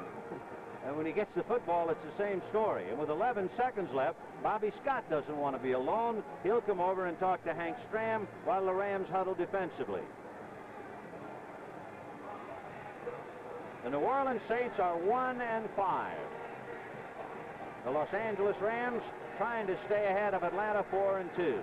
You know, everyone knows that science can split the atom, but tomorrow Jessica falls into the clutches of a society that can split human beings into two creatures, Alex. One good and the other evil. I try to explain myself away that way, too. Which one will triumph? Well, watch Logan's Run tomorrow night at 8, 7 Central. Good show. The very fact that dog is man's best friend, that's most disturbing. Gumbo, the mascot. What were you telling me about, it was last week, the Atlanta Falcon mascot, that beautiful bird on opening day? Yes, sir. Supposed to fly around the stadium twice and come on back down to his perch. Flew around the stadium twice and flew out. We haven't seen him since. A small criticism of the ball club, huh? All right, 2nd and 5 from the 21. Strawn trying to get outside Youngblood. And Jim Youngblood hits him and he fumbles, lands the cover inside the 10. They're asking for time with 2 seconds. Look at there, the quick reaction by Dave Elmendorf. And Jim Youngblood caused the fumble after Jack Youngblood had just missed getting him. A big break. So the Rams, who had given up 2 costly fumbles that led to 10 points, are now in jeopardy of cashing in a New Orleans fumble. Take a look. That's what Mike Strawn. Can't get outside. I didn't see where that came loose. Could you see there? Just as Jim Youngblood hit him and he hit the ground, and Elmendorf, coming up from the rear, just picked up the loose ball and moved it. So Hayden has 1 play, and the Rams will go for the field goal. It'll be Raphael Septien, Cromwell holding. They'll spot the ball on the 17, so he'll try a 27-yard field goal. And the Rams then would go into the dressing room leading by 3.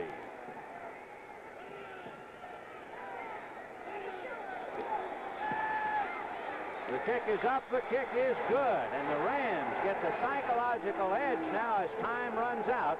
They can go into the dressing room leading, albeit barely. Thanks to the talented toe of Raphael Septien, who is 2 today, so that gives him 9 out of 13 for the year. The Rams leading on that costly fumble by New Orleans. Are you still chained to? Gotcha. The rechargeable Norelco rotary razor lets you walk away, free from nicks and cuts. Its 36 surgical steel rotary razor blades are safely protected inside 3 floating heads to give you a comfortable shave that's razor close, razor smooth, for up to 3 weeks on a single charge. The rechargeable Norelco rotary razor. It lets you walk away from gotcha. 10 years ago, no one knew me. I was part of the famous no-name defense. Then we built our reputation by being fast. Now, I don't want to lose that. I drink light beer from Miller because it doesn't fill me up, has a third less calories than a regular beer, and it tastes great. Now, everyone knows me. Hey, I know you. You're right. Chain 2. Gotcha. The rechargeable Norelco rotary razor lets you walk away, free from nicks and cuts. Its 36 surgical steel rotary razor blades are safely protected inside 3 floating heads to give you a comfortable shave that's razor close, razor smooth, for up to 3 weeks on a single charge. A rechargeable Norelco rotary razor. It lets you walk away from gotcha.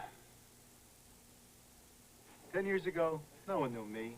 I was part of the famous no-name defense. Then we built our reputation by being fast. Now, I don't want to lose that. I drink light beer from Miller because it doesn't fill me up, has a third less calories than a regular beer, and it tastes great. Now, everyone knows me. Hey, I know you. You're, Nick Bonacani. No, that's not it. Light beer from Miller. Everything you always wanted in a beer, and less. When life's grind gets to you... Mustang. Mustang.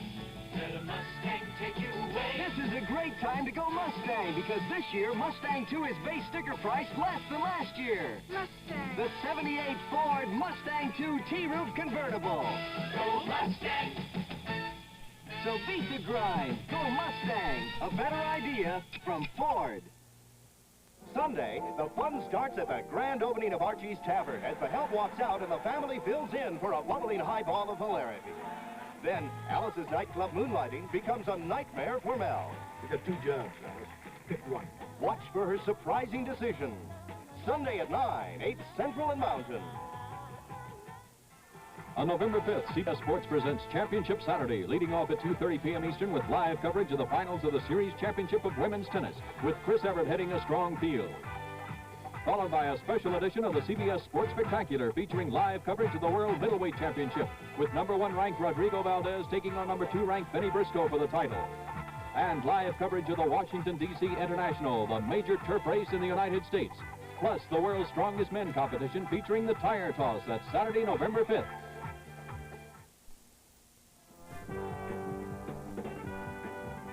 Earlier this week, Bob Tucker was signed by the Minnesota Vikings. He left the New York Giants in a huff. Well, he has Minnesota right now ahead of Atlanta. He caught the touchdown pass thrown by Fran Tarkenton.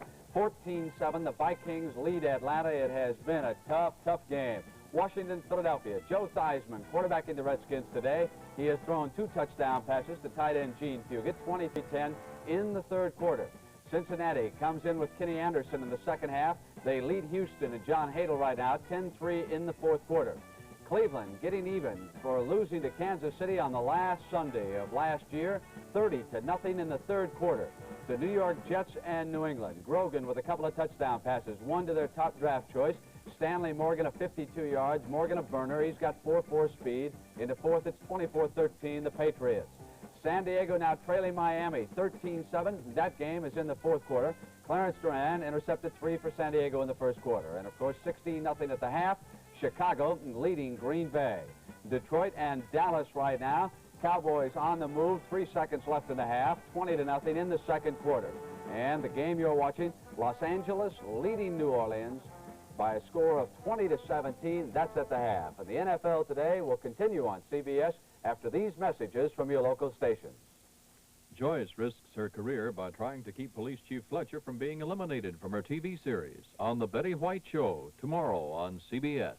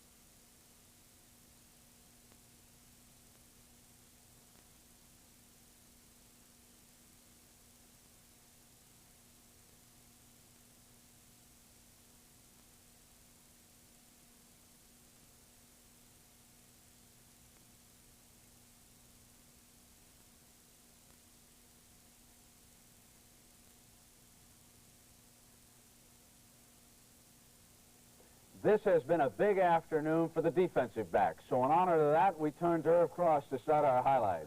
Okay, in the fourth quarter down in Atlanta, the Atlanta Falcons, in a real tough defensive battle, has been indicated lead 14-7 in the fourth quarter. And early in the game, Fran Tarkenton going to the air has a pass picked off by Rollin Lawrence, and he brings the ball up around the 49-yard line, setting up a scoring opportunity for his Falcon teammates. And Scott Hunter takes advantage of it right away, going to the air, hitting Greg McCreary, a tight end who's backing up Jim Mitchell, who's out with an injury today, and he draws first blood for the Falcons. They lead 7-0.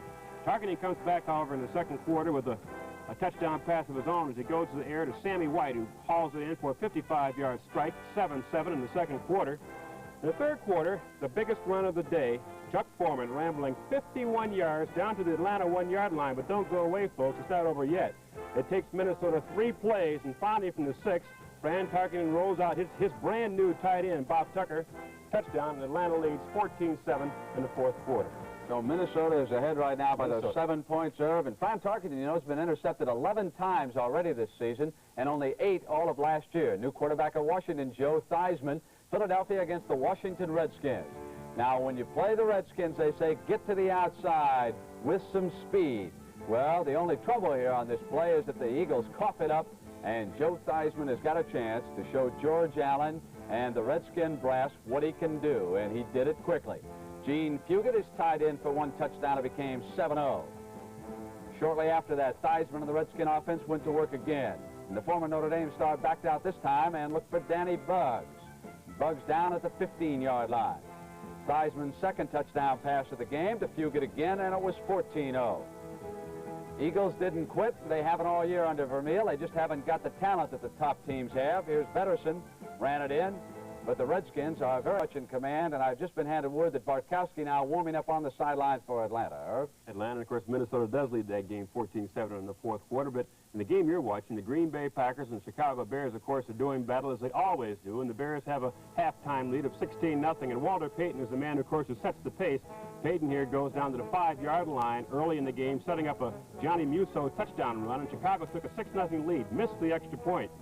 Walter Payton once again, this time goes all the way from the 6-yard line, touchdown, and the score right now at halftime, of course, is Chicago 16, Green Bay nothing. And over the fourth quarter, New England leading the New York Jets by a score of 24-13.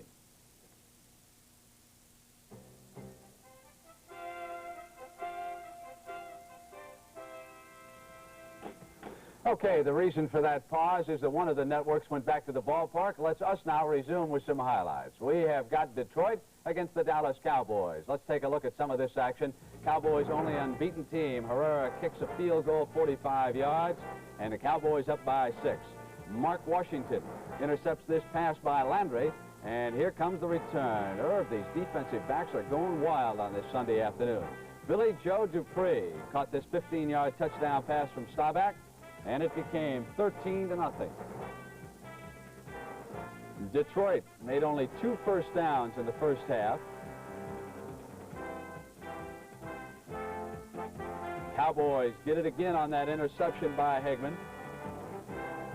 And Scott Laidlaw will be on the other end of the Staubach pass. 23-0. At the half, the Dallas Cowboys, the only unbeaten team in the NFC, are rolling right along, Irv. I tell you, I wish I could give you a highlight because I'm not quite sure. The package. That package. All right, let's go. LA and New Orleans right now, of course, during battle down at the Superdome. Let's take it right now. Pat Hayden starting a quarterback, scrambles around here and picks up Harold Jackson in the end zone. 18 yards, touchdown. Rams lead 7-3. Strawn makes a nice play here for the New Orleans Saints on a key 4th down run. Takes the ball down to the LA 3-yard line, setting up a scoring opportunity for the Saints. Galbraith does a rest, goes over, and New Orleans led at this point in the game 10-7. For 3rd down and 9 on the New Orleans 14-yard line, you see a blitz here from the strong safety Chuck Crisp, which sets up another series of plays. Let's see this Blanchard punts down to Bill Waddy, who fumbles the ball when he's hit here. He's going to be hit by a swarm of New Orleans Saints, and Pat Hughes picks up the ball for the Saints and sets up a field goal opportunity for the Saints. And they take a field goal. Elois Groom catches a touchdown pass. They take a 17-10 lead. Pat Hayden doesn't give up, however. He comes back to his favorite receiver, Harold Jackson. He makes the catch, 17-17 at that point. And where are we now in that game, Jeff? I'm not sure. I think they're watching us. I think they're still okay. Bartkowski now is in the game for the Atlanta Falcons. They're trying to come back against Minnesota.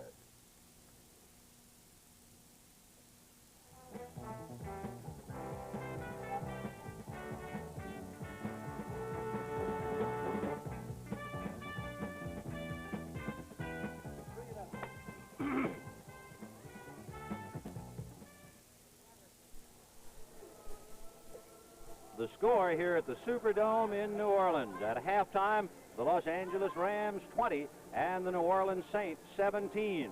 A fired-up Saints club taking advantage of 2 costly Ram fumbles, but then in the closing moments of the first half, New Orleans fumbled and the Rams were able to capitalize on a field goal by Rafael Septien to take a 3-point lead into the dressing room. So it's halftime here in a dancing city in the Bayou Country, and for the moment at least, the Rams leading by 3, 20-17.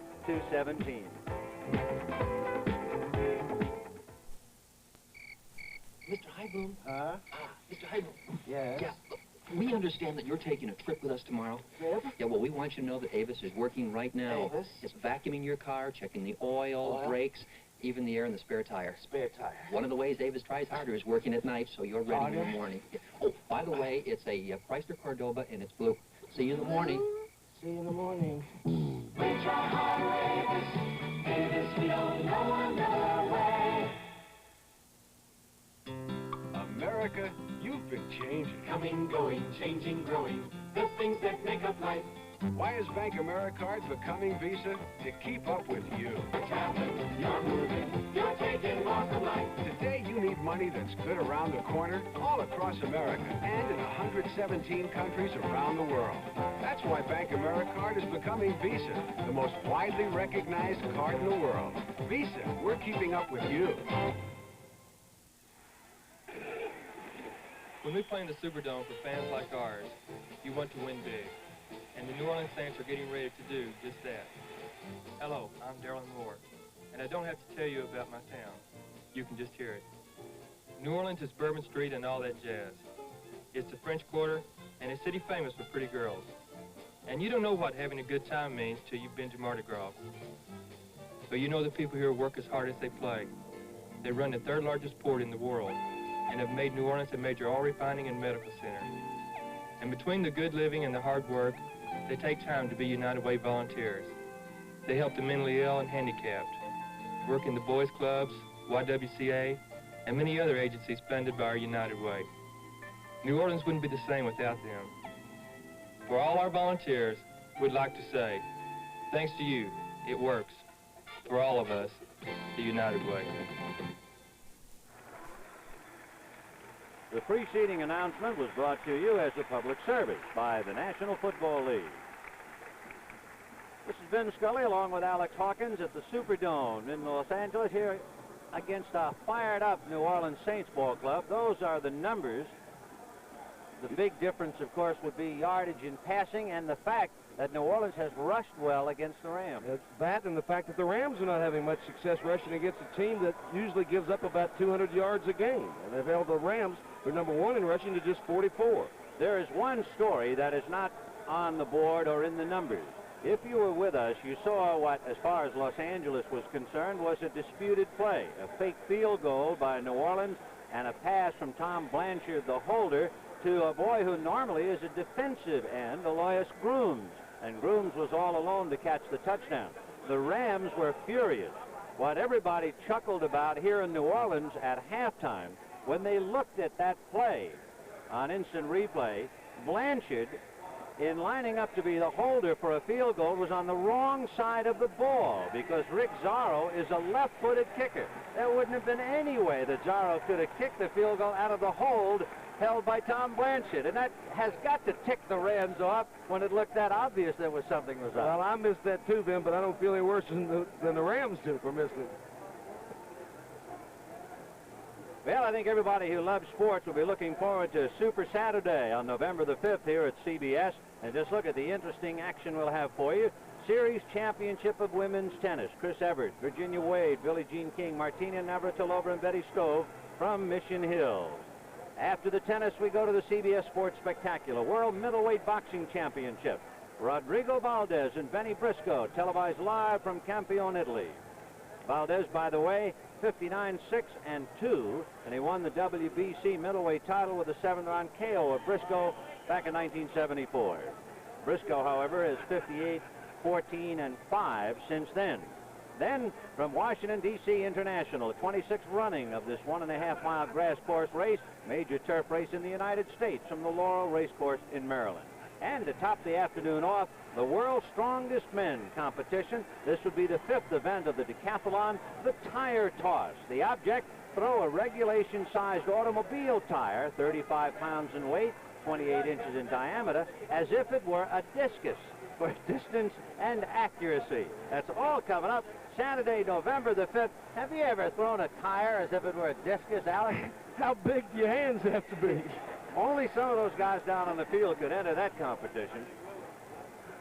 Well, it is 20-17. The Rams, who had fumbled away twice for costly scores, recovered a New Orleans fumble and settled for a field goal. So they start the second half leading 20-17. Maudy and Willis will be twin safety men going back to receive. And in a moment, Rafael Septien will be kicking off for Los Angeles. The So the Rams 20 and the Saints 17. You know, when Septien first joined the Rams and they scored a touchdown, he seriously asked, could we go for 2? Well, go for 2. They said, son, we better give you a rule book. Going to kick a touchdown, huh? Yeah. Oh, the boy from Mexico City starts us off. And it'll be Willis from his 2-yard line. To the 15, Jodat slows him up, and McLean is 1 of 2 to bring him down, along with Jackie Wallace. The Rams are very, very high on Jim Jodat. He's from Carthage, and I guess it's in Wisconsin or someplace. Missouri, I guess. Right. But they're very, very high on him as offensive back, and he's doing a good job on the special teams. There it is. Cleveland unloading on Kansas City, 37-zip. Well, that's an 18-yard return to spot the ball on the New Orleans 19 at the start of the 3rd quarter. 1st and 10. Bobby Scott at the wheel with Galbraith and Strawn, the running back. Galbraith inside Strawn's block, and he got almost to the 30-yard line. He's very close to a 1st down. A good block by Mike Strawn was springing him. Elmendorf at the bottom of the pile with Bill Simpson. Isaiah Robertson, number 58. Fine linebacker, but look what he has done to him by Mike Strawn that time. Reaches on, but you don't bring a guy like Galbraith down with one hand or on a jersey like that. And that's his 3rd jersey of the game. He's going to tie a National League record with 4 jerseys very shortly. Herman goes wide right and Gilliam left. The tight end who is so important, Henry Childs, is on the right side. And a quick out to Herman, overshot the mark. Pat Thomas ready to ride him out of bounds. New Orleans trying to recapture the feeling. This place was going wild, and that last fumble might really have changed the whole atmosphere, and you really feel atmosphere when you're in the Superdome. Don't you, though? Or when you come to the city. All right, 2nd and 10. The ball on the 30-yard line of New Orleans.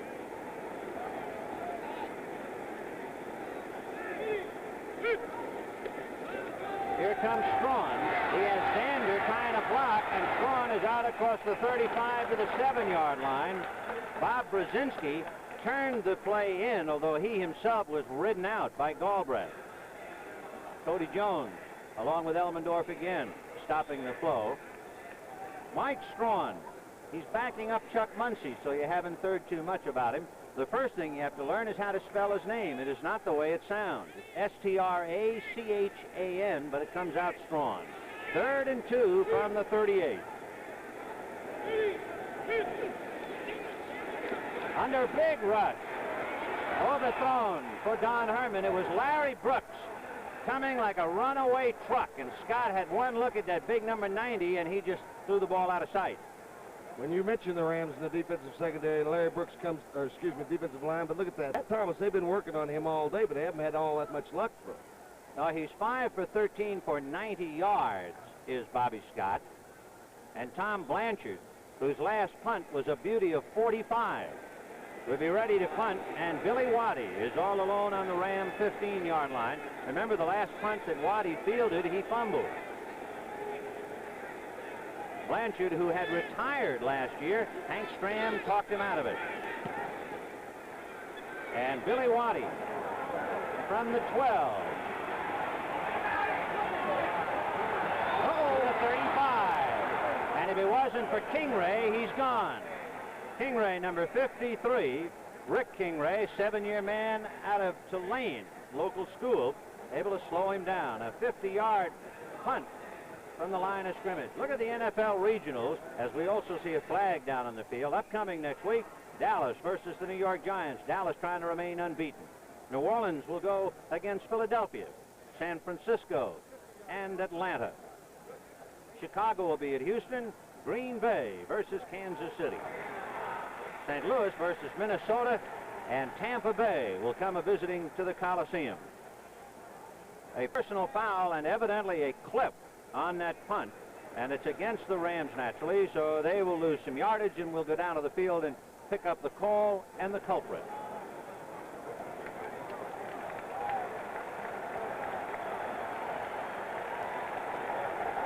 They will spot the ball on the Rams' 6-yard line. And Tom Mack wants to know the whys and the wherefores. Who done it? Who done it?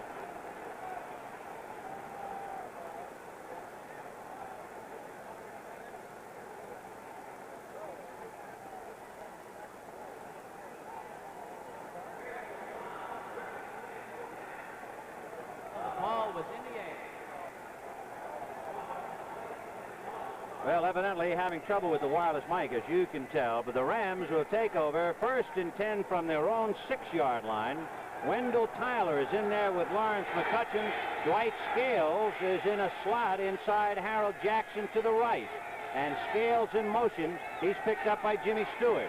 McCutcheon into a crowd, and Pat Hughes stacked it up, and then Ernie Jackson came up to lower the boom, number 30. But Pat Hughes, 54, was the man. He's playing in place of Greg Westbrook. The Rams getting back to the basic football. Let's take it back to the basics. Boy, establish the running game. If ever there was a time to stick to the basics, that's when the ball was on your own 6. So 2nd and 4, a pickup of 6. They spot the ball on the 12. Wendell Tyler in there with McCutcheon, so Capoletti resting. Scales left and Jackson right. McCutcheon. And Wendell Tyler threw a block. It wasn't much of a block, so he got up and tried to block again, and he was just overwhelmed. And all the while, McCutcheon had nowhere to go. McCutcheon has carried 13 times for 34 yards, so he's struggling not even at the 3. As a final on that Minnesota-Atlanta game, Minnesota wins it 14-7. About McCutcheon, he has had 5 games against the Saints where he's rushed for over 100 yards. Usually has a big game. This puts it L.A., if they should win, in first place, sole possession in that Western Division. 3rd and 3 for Pat Hayden. And it's to Dwight Scales to the 25 and ridden out of bounds at the 28-yard line. Clarence Chapman, who seems to be Johnny on the spot for New Orleans, pushing Dwight Scales out of there. Scales has caught 1 touchdown pass so far this year. He's out at Grambling.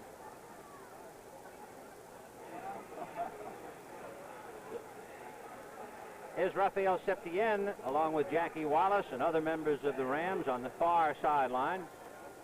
Jackie Wallace acquired from Baltimore. Free agent there. Good find. 1st and 10 on the Ram 28. In motion is Billy Waddy, and here comes Wendell Tyler with Harrah leading the way, and he's swallowed up by Bob Pollard. Wendell Tyler's a local boy from Shreveport, Louisiana. He will excite you, averaging better than 7 yards a carry. 2 touchdowns, the longest of which is 44 yards, and that's interesting because as long as Chuck Knox has been the coach of the Rams, they've never had a run from scrimmage over 49 yards. He closed in on it last week.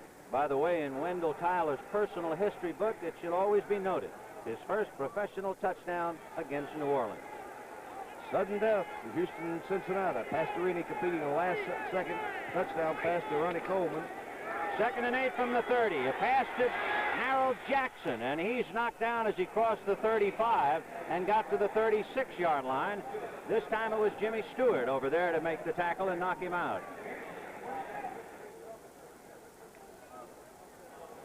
So the Rams playing ball control now, and they have the lead, 20-17. The New Orleans upstarts led and looked like the best the Rams would get would be a tie at halftime. But a fumble by New Orleans, a field goal by Septien has given them a 3-point lead. 2 tight ends on 3rd and 1. Terry Nelson on the right and Charles Young on the left. McCutcheon and Tyler, the running backs. McCutcheon and Clutch, as they call him, driving for the first down with Bob Pollard arms around him. We'll see if they have to measure. Ferragamo and Namath. Who would go in, do you think, Ben, in case of an injury? I was thinking, too, if you had to caption that, you could say perhaps yesterday and tomorrow. Yeah, it wouldn't be bad at all. Well, they picked up the first down on the Ram 39-yard line. 20-17, Los Angeles, 10 minutes to go in the 3rd quarter. Jackson is right with Waddy the other way. They split the backs, and Tyler is still in there with McCutcheon. The backs stay in the block. The pass is for Waddy, and he was out of bounds. Right there with him was Jimmy Stewart as they both sailed out of bounds, no doubt about it.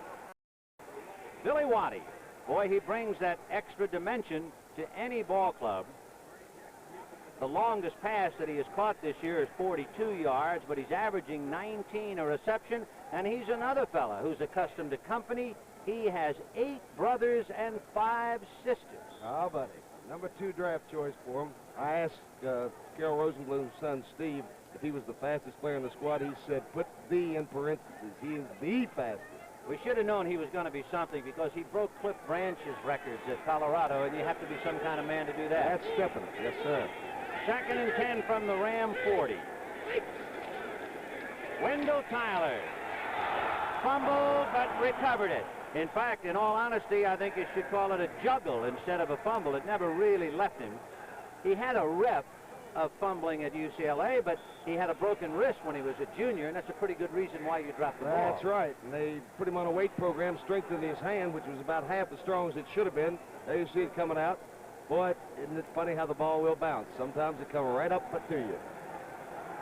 So Wendell able to hold on to the ball. 3rd and 6 from the 44. Jackson is left and Waddy is right. They're coming. They're coming. New Orleans recovers.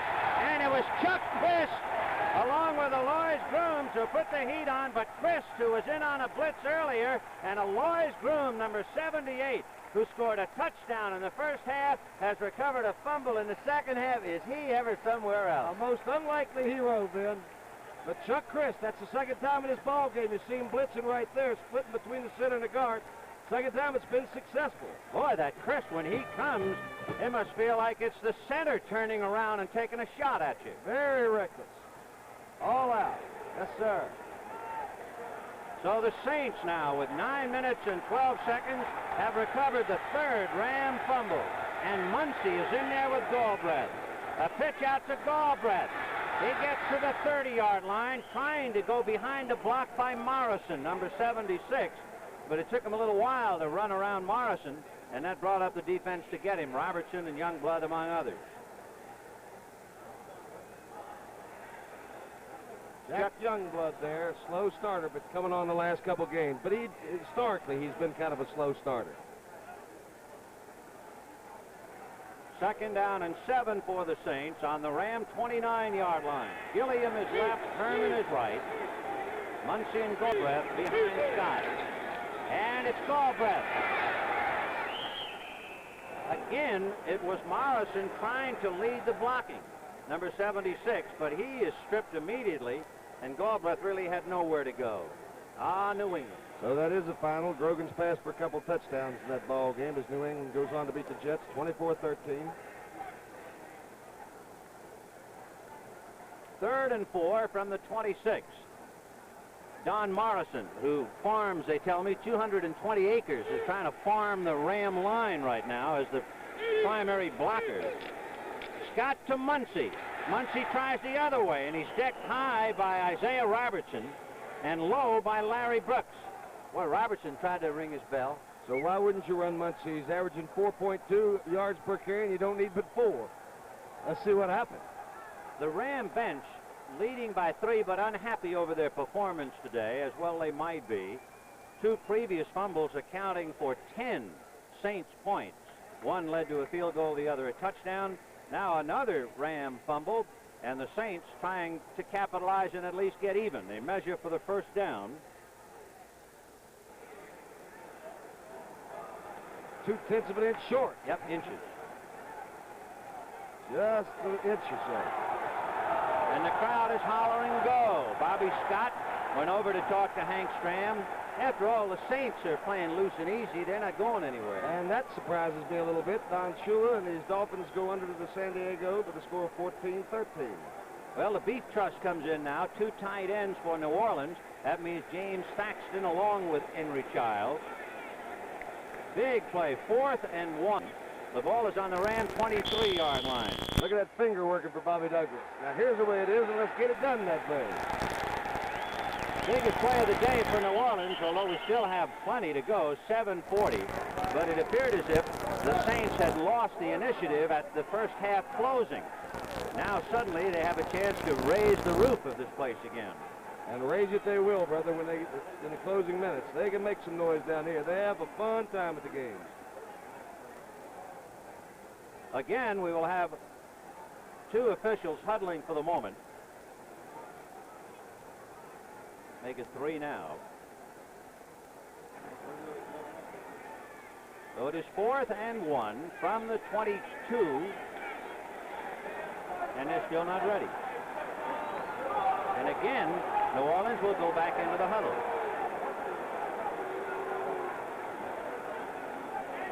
The only man to go in and inquire is Jack Youngblood. The Saints calmly going about their business. A big call, a big play. The Saints trying to regain the initiative. I understand that the clock is not working properly, and until they get that started, they're going to have a little delay. I couldn't figure that because when the play went off, according to the clock, it showed still 20 seconds. So evidently it is on the fritz, and we'll just have to discount it, the 30-second clock at either end of the Superdome. So Bobby Scott, for the 3rd time, regroups his forces. The ball is just shy of the 22-yard line, 4th and 1. Now we got that clock working, as you can see at the top of your picture. Muncy and Galbraith behind Scott. And it's Galbraith, and he's got it across the 20. And with an extra burst, he picked up down to about the 18-yard line. A lot of faith in Morrison and Childs going over that right side when you run at a guy like Jack Youngblood. Well, frankly, it surprised me they'd go there. Don Morrison started as a rookie, played on the left side. They moved him over to the right. He's made the adjustment.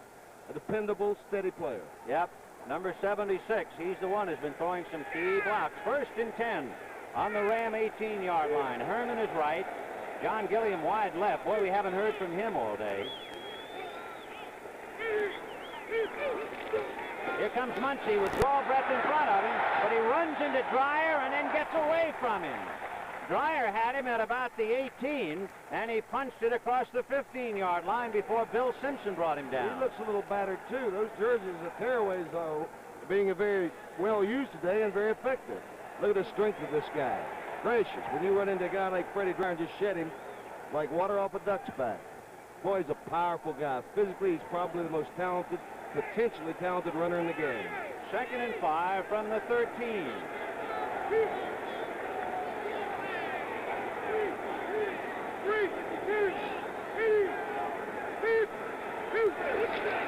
Here comes Muncy inside Galbraith. Runs into a crowd, still on his feet, to the 2-yard line. Pat Thomas tripped him up, or he has a touchdown. The strength and the balance. Chuck Muncy, last year's #1 draft pick. Watching. Good block there by Galbraith. Morrison into the picture there. Spins away from Youngblood. Look how he holds his balance. Didn't even knock him off stride. Pat Thomas finally tripped him up. Another fine block by Tony Galbraith. Boy, what a game he is playing. So it is 1st and goal from the 2. Childs and Thaxton, the 2 tight ends, and Mouty is on a wing. Muncy and Galbraith. It'll be Muncy, and he's knocked down shy of the goal line. 4 Rams hit him almost simultaneously. And so predictable. Put Galbraith in there ahead of you. He weighs about, what, 235 pounds? And a guy that weighs about the same running the ball behind you in the short yardage, why not? Chuck Knox, who in all of his years, like any other NFL coach, has ups and downs. He's trying to find an up here, and the Saints have him down. Although it is 20-17 Rams at least for the moment. 2nd down. About 1.5 yards away from the goal line. Galbraith! Galbraith, touchdown!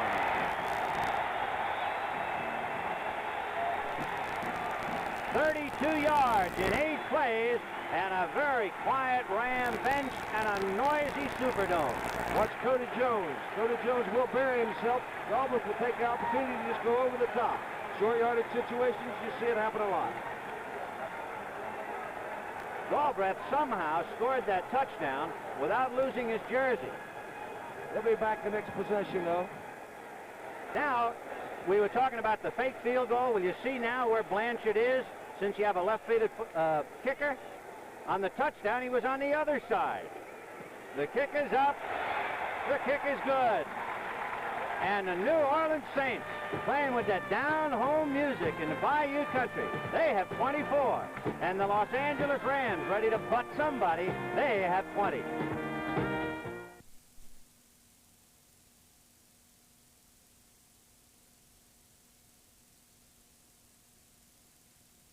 Follow up all this cargo. Yet for all this, the new Fairmont wagon, as shown, is actually sticker price less than this little VW Rabbit. Test drive Fairmont, the newest, better idea from the Wagon Master. This fresh egg is going to help us sell this brand new Freeflex shoe from Freeman. Watch.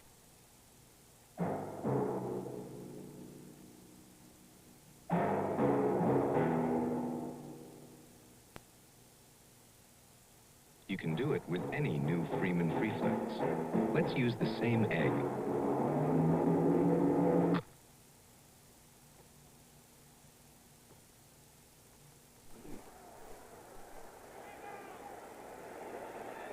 Vin Scully along with Alex Hawkins. It is 24-20 Saints. 4 minutes and 44 seconds to go in the third quarter. Rick Zarro ready to kick off for New Orleans. The deep man, Wendell Tyler, flanked on the right by Jim Jodat and on the left by Cullen Bryant. Zarro waiting, and there's Tyler waiting for the leather. Big man out of UCLA. And the Rams, of course, would like to have somebody bust one now to recapture the momentum.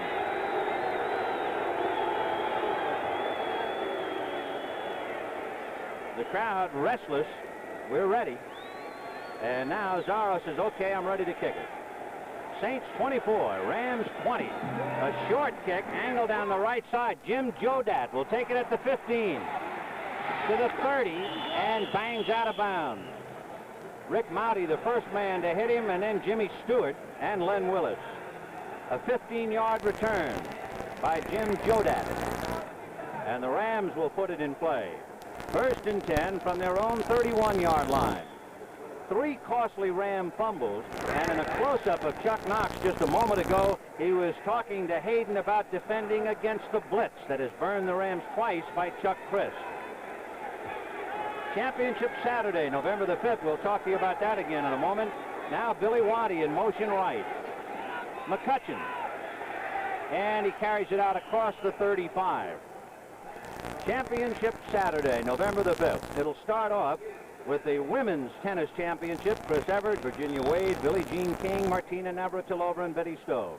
Then the World Middleweight Boxing Championship on the CBS Sports Spectacular. Rodrigo Valdez and Benny Briscoe, followed by the Washington, D.C. International, 1.5 miles on grass, and then the 5th event of the Decathlon of the World's Strongest Men. That's next Saturday. Look out for Lawrence McCutcheon. He's across the 45-yard line, dragging Ernie Jackson with him, among others. Now time to get serious for the Los Angeles Rams. Run the basics. Rich Saul making the key block there on Derlin Moore, just completely wipes him out. Alec Price cannot get to the hand over there and can't stop him there. Chuck Crisp finally coming in, wrestling him down.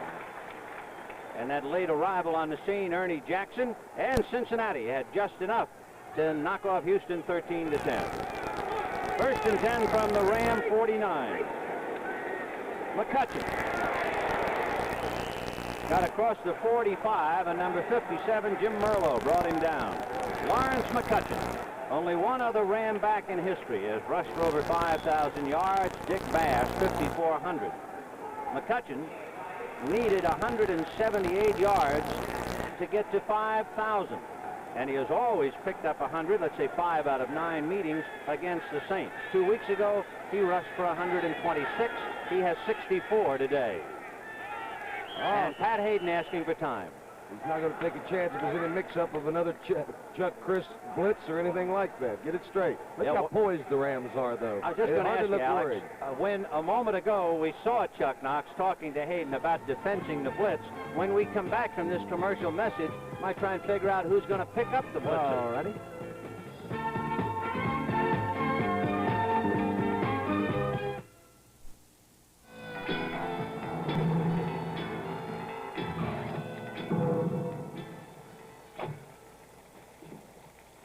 It's about time you're here. Another late night, I presume? Well, let's get started.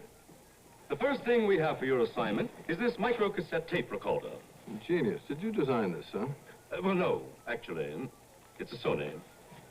Next is this radio with 32 worldwide bands can tune in just about any place. Extraordinary. Who gets the credit for this one? This is a Sony, too. You'll also need this ultra-compact portable video camera, and we're going to mount this 5-inch color TV in your car, along with this Betamax deck for playback. Remarkable. Are they, Yes, they're Sony also. Excuse me, sir, but did you just walk into a store and buy these? Well, yes. Well, keep up the good work, sir. If it's a little extraordinary, chances are it's a Sony. Monday, Logan, Jessica, and Rem are captured by a society with an amazing secret. Behold the terror the future holds. Logan's Run, Monday at 8, 7 Central and Mountain. There's John Capoletti, an offensive back, along with some defensive players. Al Cowling, Bill Simpson, among others. Capoletti has not seen much service at all. It's been Wendell Tyler of late. Billy Waddy goes wide left, Harold Jackson right. And it's Cullen Bryant in there now with Lawrence McCutcheon. Bryant blocking for McCutcheon, who gets across the 40 down to about the 38. Alex, we've got a moment on the blitz, and we've seen safety man Chuck Crisp blitz twice successfully. We saw Knox talking to Hayden. Whose responsibility is? That'll be one of the backs. And if you remember on the last blitz, Wendell Tyler was in the backfield at the time, being kind of unfamiliar with the position because he's been used halfback and fullback and all that. Might have met him up. They're responsible for that. All right, the Rams have picked up the first down on the New Orleans 37-yard line. Hayden passing on first down. And throws intended for Billy Waddy. Ernie Jackson was right there defending. An interested spectator. They also serve who only stand and wait. And for the first time in his life, he's waiting. Joe Namath. Yeah. I'll tell you what, they say he's handling himself extremely well, though. He resigned himself to the fact he's going to be a backup quarterback, and he says, I'll make every contribution I can. You got to hand it to the guy. Yeah, it's a tough and very unfamiliar role for Namath. 2nd and 10 from the New Orleans 37-yard line. The Saints leading the Rams 24-20. 2 minutes and 20 seconds to go in the third quarter. Slot right with Waddy inside Jackson, and now they send Waddy in motion. McCutcheon fighting his way for a yard. He almost lost it to Derland Moore, number 74. Moore had him behind the line of scrimmage, but he got away, and Alex Price finally brought him down. Ooh, Dallas is striking hard. Detroit, not a good road team. 30-0. Well, Dallas playing New York, trying to go undefeated. They are so powerful, so much depth. Third down and a big 7 from the 34. Waddy is right, Jackson is left, and it's Bryant and McCutcheon. And Hayden going deep to Jackson. What a save by Clarence Chapman. He was a guy who qualified, and you can take a look on an NCAA track meet. He ran 60 yards in 6'1", and he needed it there. He needed every bit of it that time. He was beaten on the play, just the last great effort there, getting a hand in there. Jackson was behind him. Great play by Clarence Chapman. And Pat Hayden took a little lick from Pat Hughes, so he'll remember that play. But Clarence Chapman saved it. And now, with the score 24-20 Saints, Rafael Septien is going to try and kick a 52-yard field goal. Well, he's done it in practice. He's done it in college. He's made it from 36. He's made it from 27.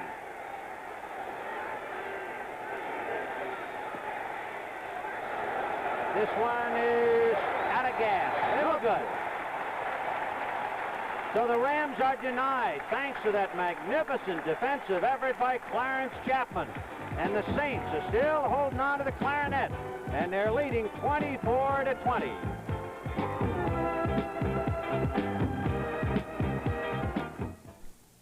Want to cut your fuel bills?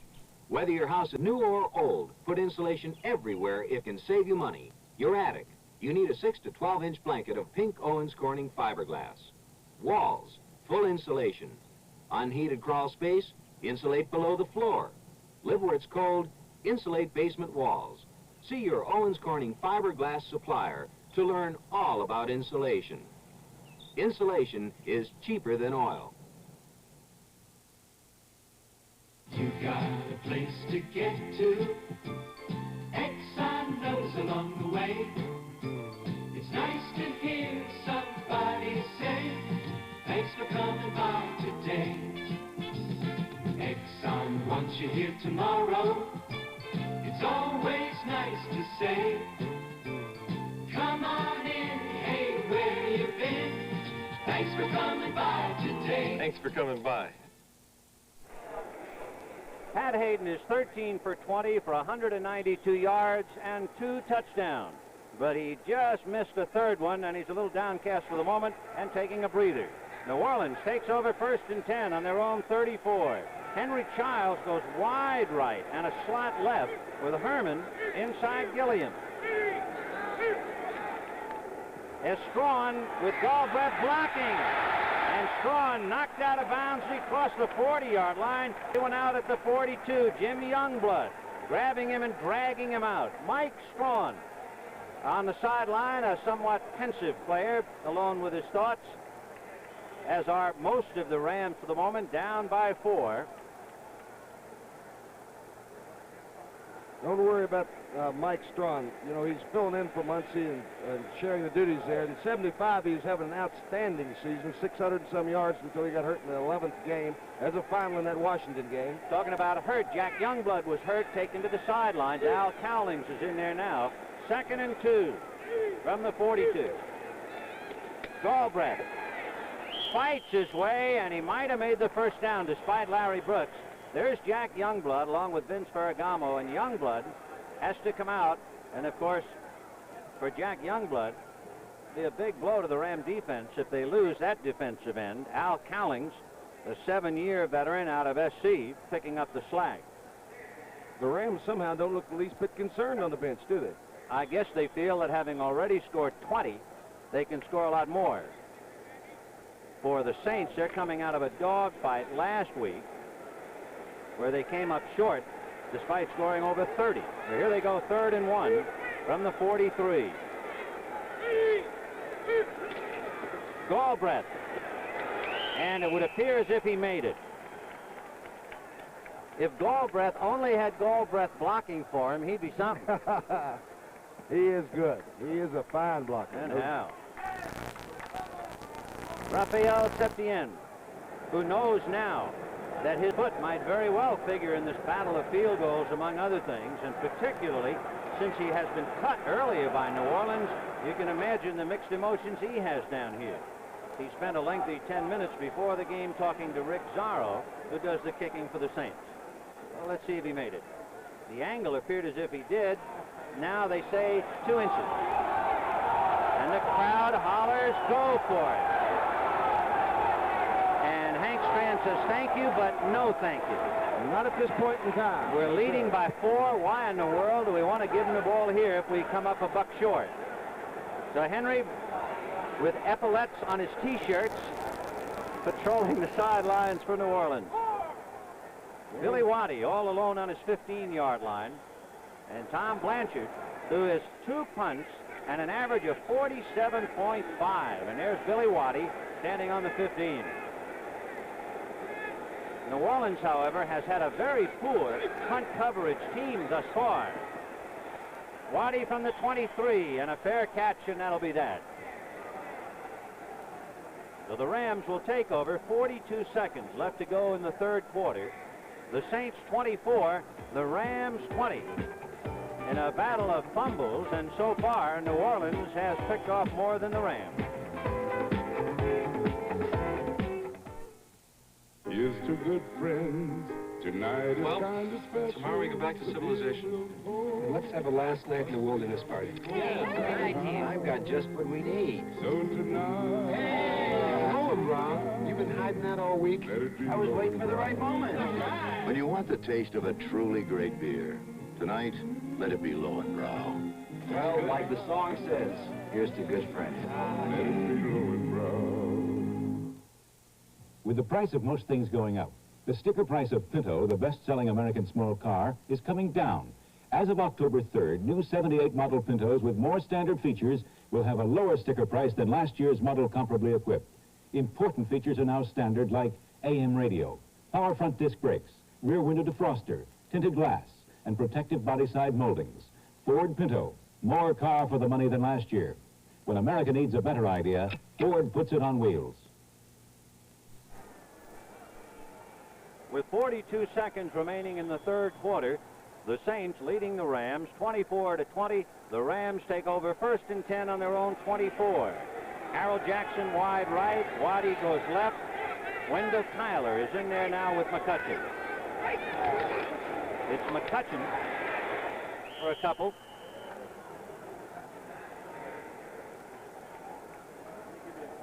In looking at some of the important numbers, you have to concentrate on Tony Galbraith, who has carried 18 times. He's been the workhorse offensively, 18 times for 80 yards. And Lawrence McCutcheon has carried 20 times for 77 yards. They've been the principal runners today. 2nd and 6 from the 28, a pickup of 4. McCutcheon. And a flag, a penalty against Wendell Tyler. You can bet the house that Wendell Tyler held. There's no doubt about it, Ben. He reached out with his right arm. Whoa, Let's is see that if we obvious? can pick it up. Let's see if we can pick it up here. That Hayden hands off, and it should be coming in the picture just ahead of you. Left side of your screen. Oh, caught it a little bit late. But the officials caught it right away. Yes, sir.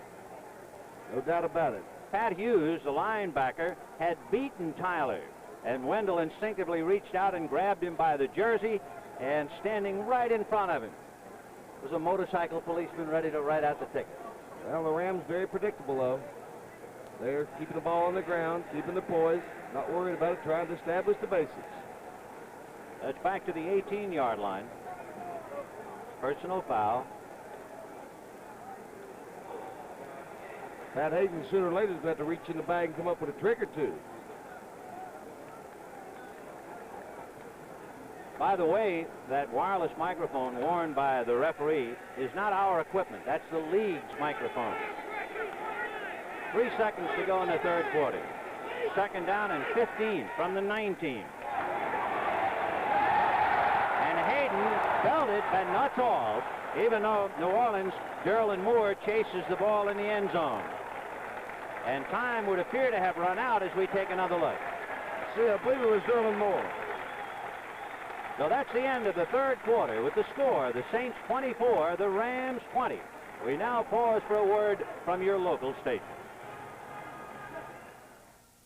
A half-wild mountain child that's kept under lock and key brings Rafferty onto the scene tomorrow night on CBS.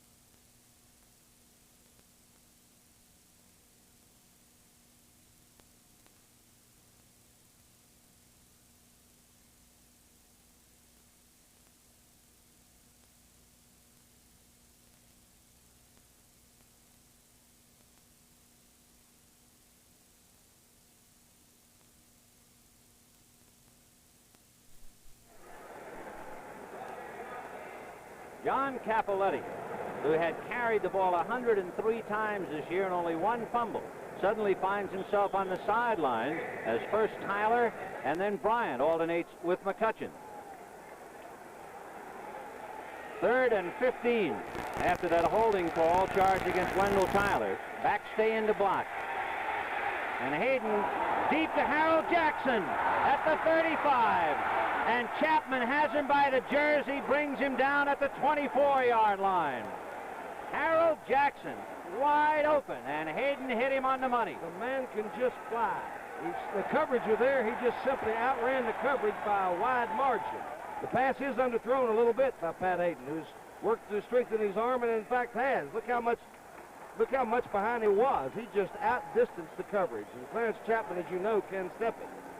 That's a 59-yard coverage play on a pass from Pat Hayden to Harold Jackson. Jackson's longest this year, 37 yards. He had averaged almost 13 a catch. When you've got two guys like Harold Jackson and Bill Waddy, you can't even rely on your zone defenses because they outrun the zone coverage. Well, the Rams needed a big play, and it would appear as if they have gotten it now. 5 defensive backs for New Orleans. Hayden has it 1st and 10 on the Saints 23. Lawrence McCutcheon, and he barrels to the 15.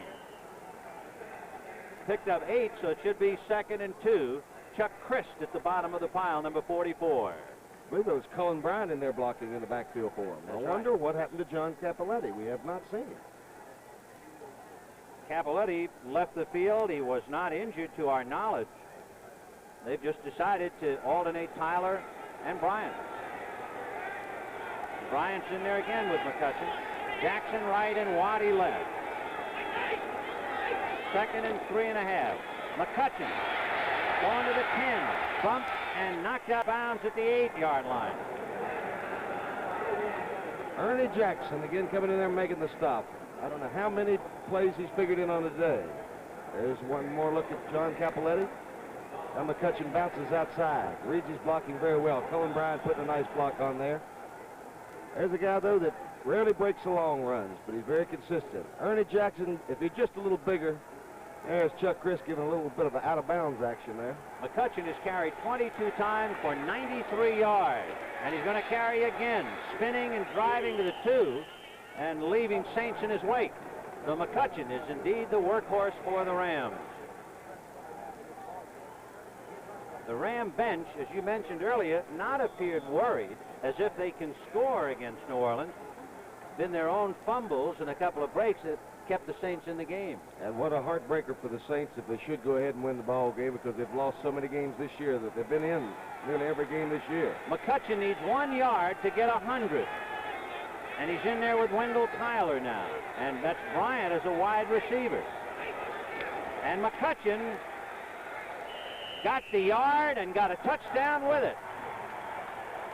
76 yards in 7 plays for the Rams, and they are now leading 26-24. The mark of a championship team, though, right there, needing a yard, being able to get it, and the way they handle themselves, like they're not surprised at all that they made it. So Lawrence McCutcheon, for the 6th time in 10 meetings with New Orleans, goes over the 100-yard mark rushing. He needs 78 yards to get to the 5,000-yard mark in his career. He is the 2nd NFC rusher, averaging 4, and in 24 carries for 100, he has averaged a little better than 4 today. Lawrence McCutcheon.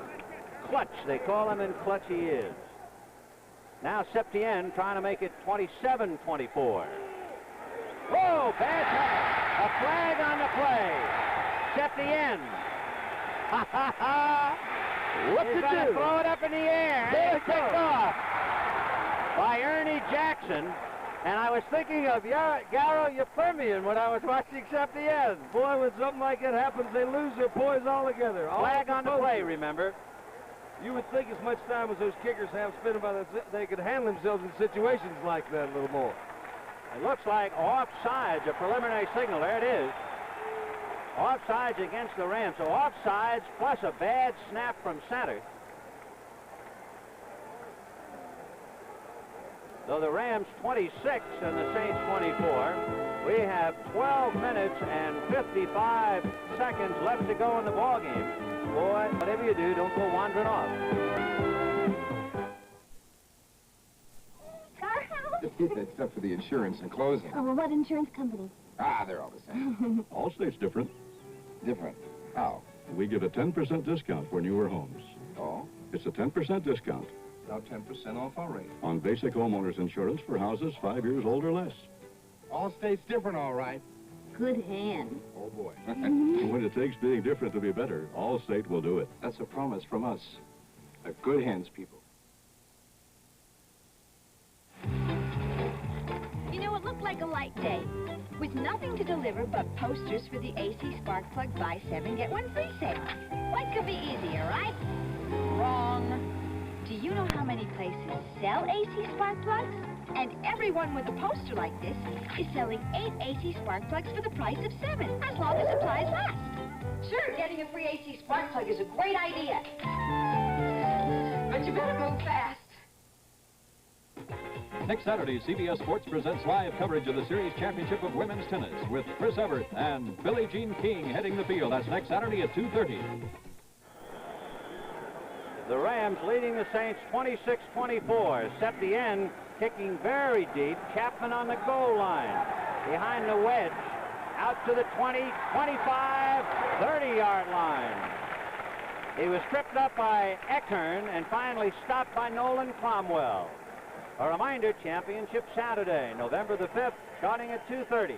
The Series Championship of Women's Tennis. Followed then by the CBS Sports Spectacular with the World Middleweight Boxing Championship, Valdez and Briscoe. After that, the Washington, D.C. International, followed by the World's Strongest Men competition. That's the 5th event of the decathlon. That's all coming up starting at 2:30 Eastern Standard Time on Championship Saturday, November 5. Player heard there was a 30-yard return on that kickoff. Hank Stram out there to see how his man is. Gives us a moment to check the rushing. Not that much difference. The Saints have rushed for 164, the Rams 122. The Saints have passed for 50 yards, and the Rams net 241. But Raphael Septien, and you saw that number 1 walking away, he had a string of consecutive point after snap because of the offsides and the bad pass from center. He may be number 1, but he's not the number 1 scrambler or passer I've seen. You know, the injured player, I believe, Kim is Jones. Kim Jones, yes, number 32.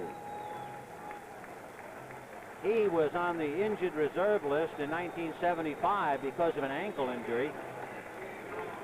He was originally a high draft by Baltimore Hawks. Go figure. You know, when you contrast the styles of these various clubs, let's see, we got the Don Williams, number 75. Jackie Slater. Yes, sir. When you contrast the two teams, though, here's the Saints with 5 free agents starting offensively for them, 3 on defense are free agents, and in contrast, the Rams with nothing but number 1s, number 2 draft choices all the way down the line. Hank Stram was quick to point out, as we see the Cleveland bomb Kansas City 4-7, that the Rams have 16 first-round draft choices in uniform today. How sweet it is. That's some high-priced people. You betcha. Hang around with that crowd, Hawk.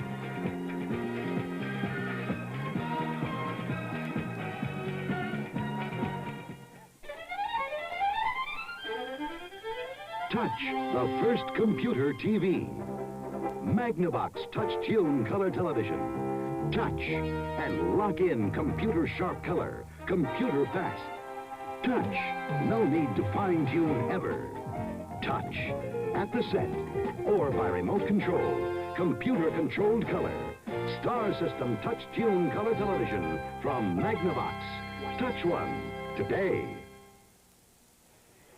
Hi, ever need to rent a car fast? Watch. Hertz, #1 club number 21586, arriving San Diego at 2 p.m. on RAL Flight 9. Returning it there tomorrow. Okay, thanks. That's all there is to it. When you're in the #1 club, nobody makes renting a car faster or easier than the Superstar. Even before you get there, your car is pre-assigned, your forms filled out. So rent a Ford fast from Hertz, the Superstar in rent-a-car. We have 12:46 left to go in the ball game. 26-24 in favor of the Rams, so that missed point after might prove to be a very big one. 1st and 10 Saints on their own 30. Henry Childs, wide right. Herman in a slot left. Inside Gilliam. Muncy, the deep man out of the eye. Muncy with Galbraith blocking. And he picked up 2 yards. By the way, for the Jack Youngblood marching in Chowder Society, there's 85. He is well and back in the ballgame again. The surprising thing, the Rams looking so devastating on defense the other night with 4 sacks have not gotten to Bobby Scott one time today. Meanwhile, Nolan Cromwell is practicing his hold. And Rick Saul is practicing a snap. Remember that high snap, but the Rams were also offside at the same time. 2nd and 8 from the 32. Scott, play action fake to Muncy. Throwing out to Galbraith, and he led him too much. Bob Brzezinski was right there with him. Once again, going to the play action, hoping to take advantage of the rookie. Hawk, you have an interesting note. They put the clocks on the quarterback here. Oh, yes, yes. And one of the reasons Bobby Scott has not been sacked is he's been getting rid of the ball in 2.6 seconds, which is, it's quite quick compared to Pat Hayden, who's been getting 3.07 or something like that to pass, which is ample time. That's good game planning, though. When you play against a team like the Rams, you've got to tell your receivers, I know you might be able to get open on a longer pattern, but we don't have time to hold them off to complete it. 3rd and 8 from the Saints 32. Back stay in the block. And Scott got his man, Henry Childs. And he's to the 45 to the 43-yard line. Monty Jackson made the saver. Big Henry was heading for home. Henry, originally drafted by the Falcons, let loose, picked up here another of those free agents I've spoken freely of for the Saints. Runs a good discipline pattern, just find the open area there. Breaks a tackle, and he can go the distance. He had a 58-yard touchdown earlier this year. Bill Simpson finally dragging him down. And the guy who had tripped him, Monty Jackson, so Henry Childs, who has caught 4 touchdown passes this year, makes a big reception. 1st and 10 on the Ram 42. Muncy is back in as the deep man in the eye. Muncy, nowhere to go. Galbraith threw a block, but there were 3 Rams. And in the middle was Jim Youngblood and Jack Youngblood. It was a family reunion. Completely overpowering his blocker. Baltimore 3, Pittsburgh nothing. 2nd quarter action. That ought to be a heck of a ball game. Time left in our game, 10:57. 26-24 Rams. The Ram bench, as they have been all day, kind of quiet, watching the Saints. 2nd and 13 from the 45. Muncy is in there with Galbraith. It's to Henry Childs, and he is bumped out of bounds almost as soon as he touched the ball by Dave Elmendorf. Got it to the 40. Once again, he'll take an outside release, go down about 5 yards, and turn it on out. That'll be the linebacker's responsibility unless they've rotated into a zone, which obviously they haven't. Simpson, excuse me, that's Elmendorf coming over to bump him out. So the New Orleans Saints dreaming for an upset, and Rick Zorro, who's kicked a couple, might very well have a hand and a foot in it on the sideline. 3rd and 8 from the 40. Scott getting pressure from Youngblood, throwing to Herman. He can't hold it. Wait a minute, a flag on the play. Hold everything. Against Pat Thomas. Pat Thomas interfering on the pass, evidently. Oh, what a big break. The biggest surprise to me is Don Herman trying to go deep. He just doesn't have the speed. Let's look at it. He got his back to the quarterback and runs straight into him, giving Herman no chance to get to the ball. That penalty was completely warranted. Yes, sir. Official right on the spot there. So the ball is inside the Ram 12-yard line. 1st and 10. We have 10 minutes, 26 seconds to go in the ball game. There's another look. Looked for a second like Herman had been able to catch that. Came loose someplace. So Pat Thomas, guilty of the infraction. The big boys are in there. Childs and Thaxton, the 2 tight ends. And the running backs are just as big. Muncy and Galbraith. 1st and 10 from the 12.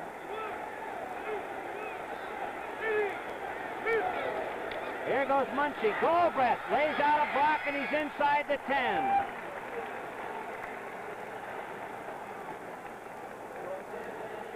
Bill Simpson and Larry Brooks in on the tackle. Chuck Knox wondering, how do you recapture the kind of a performance you put on last Monday night against Minnesota? How do you come back with that performance again? I think he's thinking more in terms of getting the ball back, because the offense is having no trouble moving against the Saints. None. The Saints are having no trouble moving it against the Rams. This is the number 4 defensive team in football. 2nd and 8 on the Ram 9. Herman is right. Gilliam is left. Muncy and Galbraith out of the eye. Tight end on the right side, Henry Childs. Whoops. it looked like too much the time. clock had run out. Too much time on that 30-second clock.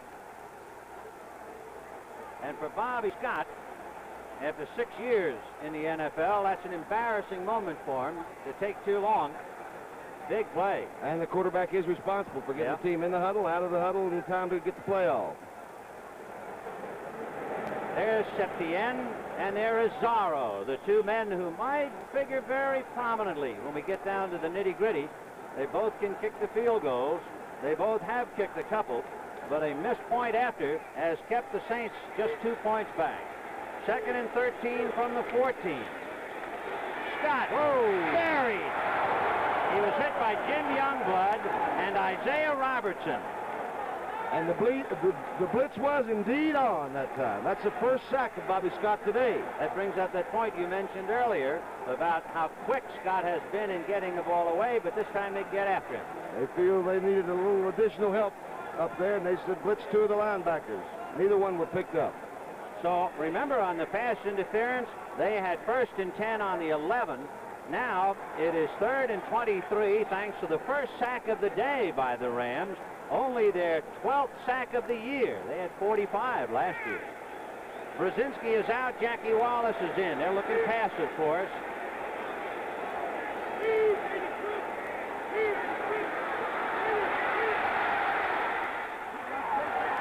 Scott, a little release from Muncie, and he dropped it. And so now all the pressure will be on Rick Zarro. Zarro will be coming in on a 4th down. We'll take another look at that pass to Chuck Muncie. Muncie. Look at Bobby Scott.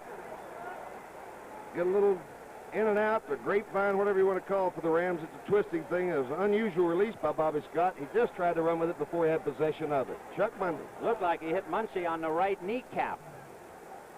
So 4th down, and Rick Zarro, who started the day off with a 23-yard field goal.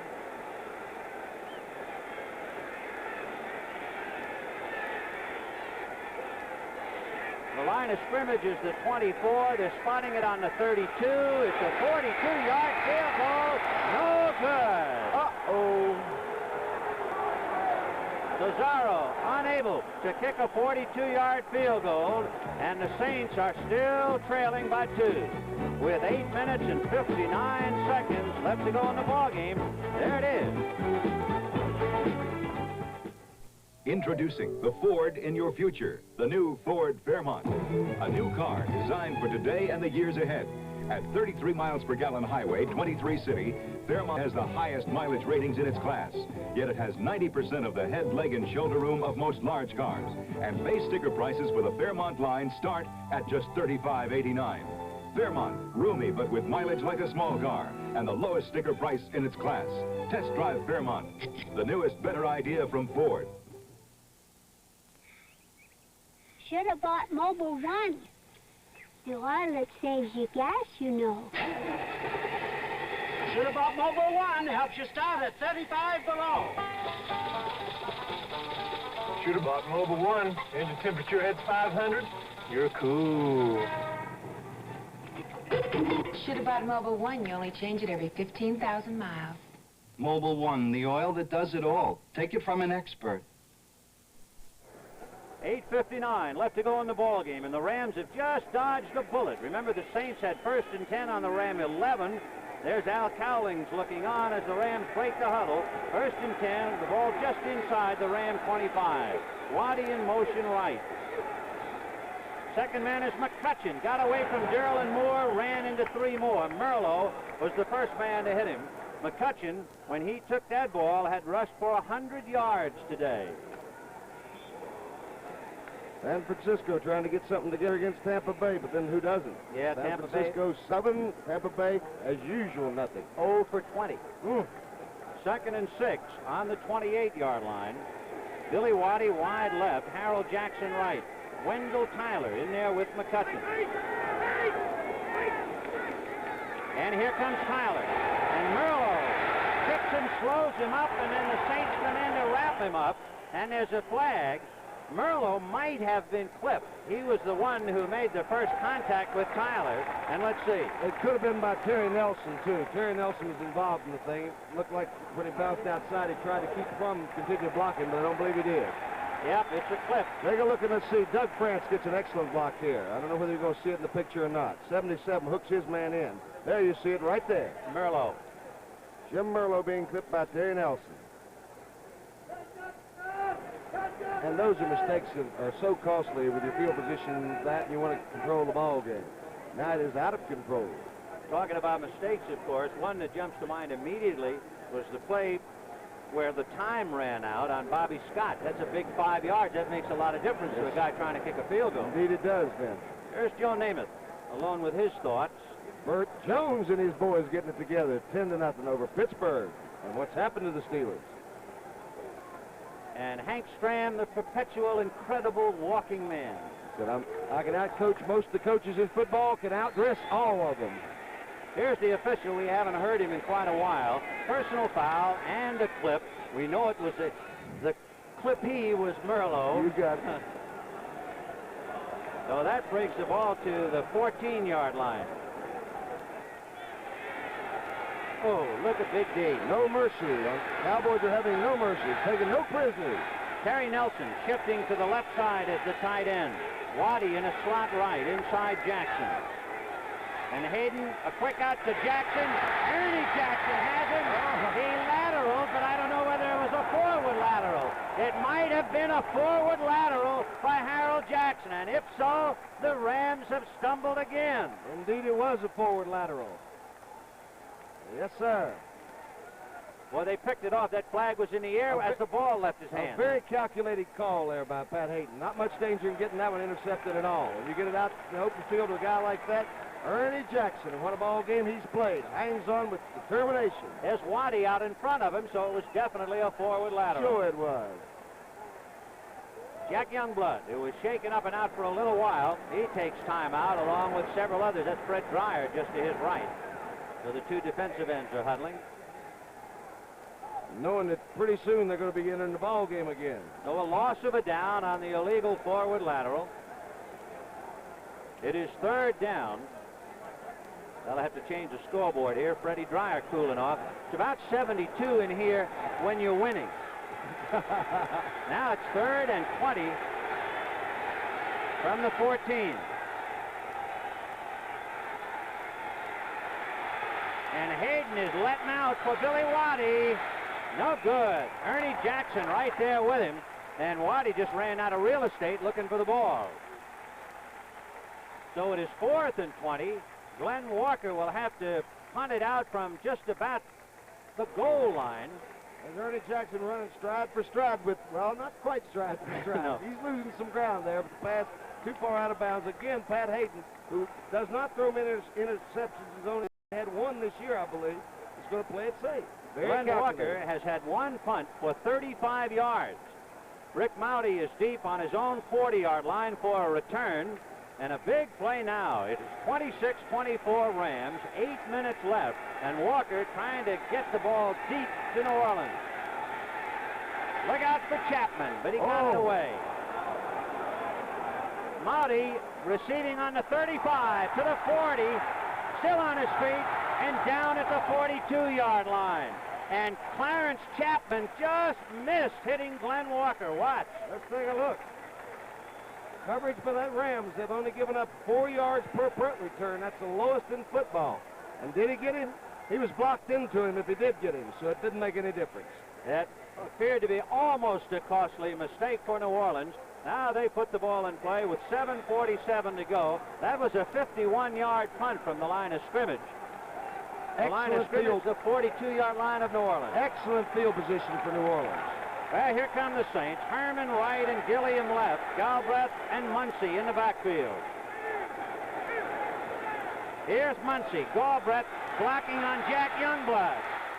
And he's still on his feet as goes out of bounds at the 47-yard line. Ray Thomas, Pat just came over and pushed him out. But Chuck Muncy, who has an ankle injury, is very much alive now in the late going of the second half. Next week, the regionals, Dallas and the Giants, New Orleans, Philadelphia, San Francisco, Atlanta.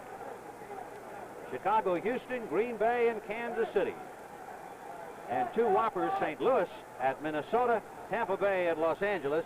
The Tampa Bay-Los Angeles whopper means another definition. 2nd and 5 from the 47 of the Saints. Release to Muncy. He gets by Brodzinski, and there he's at the 40 to the 37-yard line. Chuck Muncy. You believe that guy, the talent, the raw ability he's got? He turns it upfield. He's going to, on a cold, wintry day, he's going to hurt some people when he turns it up. They're getting the ball to him. Hank Stram using all the imagination you'd want to see. Mixing up the plays, brother. Look at the fluidness this guy. Every bit the ability of an O.J. Simpson or a Peyton. Boy, he faked Brodzinski right out of his pads. He can do it. If he wants to, he can do it. First and 10 on the Ram 37. Bobby Scott asking for quiet. Gilliam left and Herman right. The backs are split. Here comes Galbraith. Big block by Morrison, and he's across the 30. John Morrison put a big punching block on Jack Youngblood, and that let Galbraith pick up the yardage. Watch Don Herman come into the picture with another block here. There's Morrison's block, 76. You'll see Don Herman in here someplace, yeah. He cracked back on somebody. And the hole's open in there, staying right with that game plan. The Saints are marching 2nd and 1 on the Ram 29-yard line. 6:27 left to go in the game.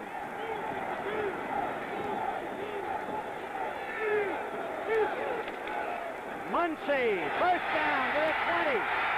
And down to the Ram 17, and they are going wild in New Orleans. Mark Montgomery, Jerry Steve, all that left side. Going to Muncy when they need him. He's been well rested. Oh, what a running back he is. Let's look at it. Big hole there. Terry Steve's block, very prominent. Look at him stride it out. If he goes to the outside a little sooner, he might break it. Bill Simpson finally, and how many tackles has he made? And the Rams now have Jack Youngblood in the middle linebacker spot. It is 1st and 10 from the 17, and the Saints are driving. Scott going to run into Brodzinski, turns away from him and runs yet into another Ram. And a bad time for a broken play. Brooks and Jack Reynolds. That's Rich Nuzum. You don't see him play too often as he stands on the sidelines taking in the action. And the action is certainly out there. 2nd and 11. The ball on the Ram 18-yard line. 5 minutes and 12 seconds to go. Rams 26, Saints 24. Gilliam is left, Herman is right. Childs, the tight end, on the left side. Muncy with Galbraith out in front. Got down to about the 13-yard line. Chuck Muncy, a remarkable runner.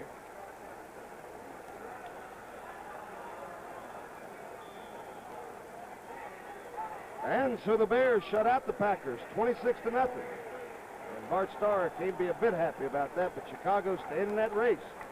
So Muncy, who had over 100 yards running against the St. Louis Cardinals, well, he is now starting to explode. He's averaging 4 yards a carry. 3rd and 6 from the 13. Muncy is dragged down, and a big play by Jack Reynolds. We told you they just put him into play, and Reynolds, the inspirational leader on the defense, made a big play. And he is, last week, entered the game, played only briefly. Out of 9 plays, he made 3 of the tackles. That's the guy that makes this team go, or has in the past. Well, Rick Zorro was unable to kick a 52-yard field goal. Well, Septien had a 52-yard try. Then Zorro had a 42-yard try. He's also missed from the 50. He made one from the 23. This one will be spotted from the 21. It's a 31-yard field goal attempt. If it's good, the Saints will take the lead. It's up. It is good. Got it. Hit the crossbar and went between it. 3 minutes and 34 seconds left to go in a shocker in New Orleans. Look at this as it hits that left bar and bounces on through. Santa Claus has truly doubled back on him. And, of course, you immediately go back to the missed extra point by the Rams. And that thing, like the sword of Damocles, hangs over there. And how about that, Fred? I liked it. But we still got 3.5 minutes, so don't go away.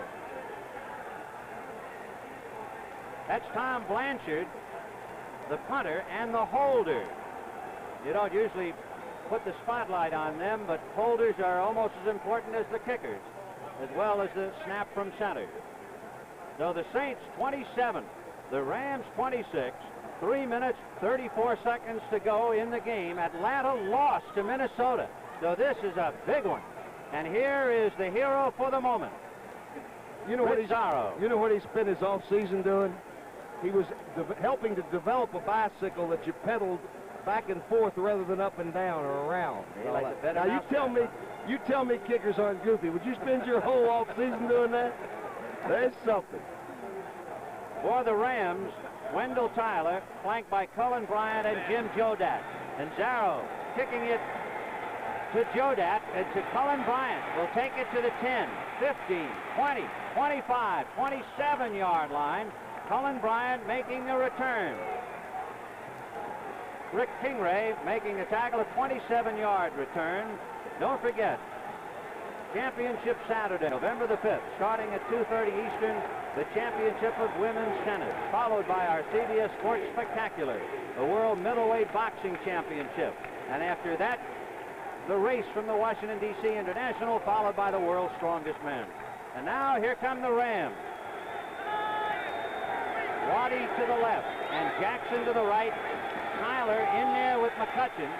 The pass is to Jackson, and Ernie Jackson knocks him out of bounds at the 33-yard line. So Pat Hayden has 3 minutes and 20 seconds to work with. Look at this hit. If Ernie Jackson would be just a little bigger, how dangerous he'd be. He would be a very dangerous person. He's 5'10", 175. Harold is 5'10", 175. And the crowd chanting defense now, and the Rams 2nd and 3 from the 33. Lawrence McCutcheon across the 35 to about the 37. It just depends on where they mark it. It is that close for a first down. Derlin Moore, number 74, along with Bob Pollard, making the tackle. You've got somewhat less than a classic confrontation, though. You've got the #1 offensive rushing team in the NFC going against the worst defense against the rush. But they've only got 3 minutes to get it the length of the field. A milestone in Pat Hayden's career on that pass to Harold Jackson. In his brief professional career, this is his 2nd year, he has completed 100 passes. But let's see, it is the first down. So the Rams, with 3 minutes and 15 seconds left, plenty of time, trailing by 1. And you can see Baltimore with a headlock around Pittsburgh. Oh, that Burt Jones can do so many things with a football, it's scary. All right, 1st and 10 from the Ram 36. Jackson right, Waddy left. Here comes Wendell Tyler. And Alex Price, number 75, hit him from behind. And he picked up a yard or so, but the Sands are running through the hourglass. 2:49 left to go. Saints 27, Rams 26. They have had 17 meetings. The Rams have won 14. All 3 Saints victories have been in New Orleans. 2nd and 5 from the 41. Tyler and McCutcheon behind Hayden. McCutcheon following Tyler's block. And he's across midfield. What a block by Wendell Tyler. What a block. A flag on the play, however. Uh-oh. Closest man to the flag is Dennis Hara. And a big call going against Los Angeles. In fact, when the flag was thrown, it almost hit Hara. Well, I'll tell you what, the penalty was definitely not on Wendell Tyler. Look at the block coming up here. If he doesn't stick his hand in there, hits Jim Merlo and does the job, opens that hole. Hara was blocking on Alex Price, and although it is kind of unfair to call his name since the officials don't put the tab on it with the faulty microphone, it would appear to be that's where the infraction occurred, on the block of Alex Price. So it is 2nd and 15 on the Ram 31, 2 minutes and 24 seconds to go in the game. Jackson left and Waddy right. Backstay in the block to McCutcheon. And he's brought down by Jimmy Stewart at the 35-yard line. We have 2 minutes and 14 seconds left. That was a 2nd and 15, so it'll be 3rd down and about 11. Chuck Knox Suddenly making a switch now. Knox sending in Cullen Bryant. And we're coming up to the 2-minute warning right now. 2 minutes left. The New Orleans Saints 27 and the Los Angeles Rams 26.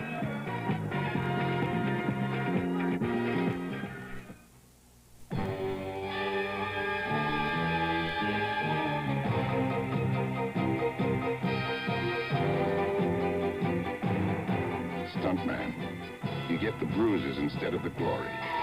You hit the deck and bite the dust till your bones ache. Then you pick yourself up and do it again.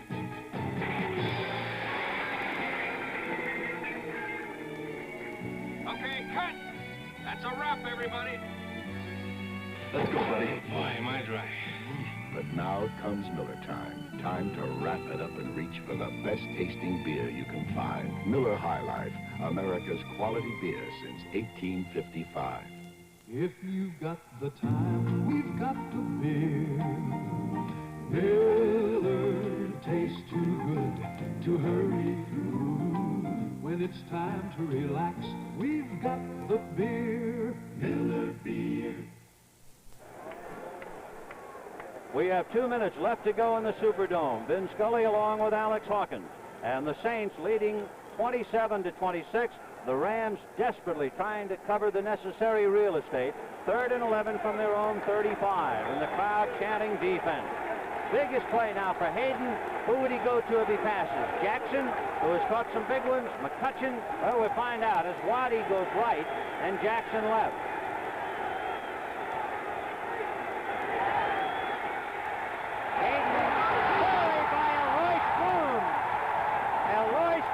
Who scored a touchdown today, has sacked him.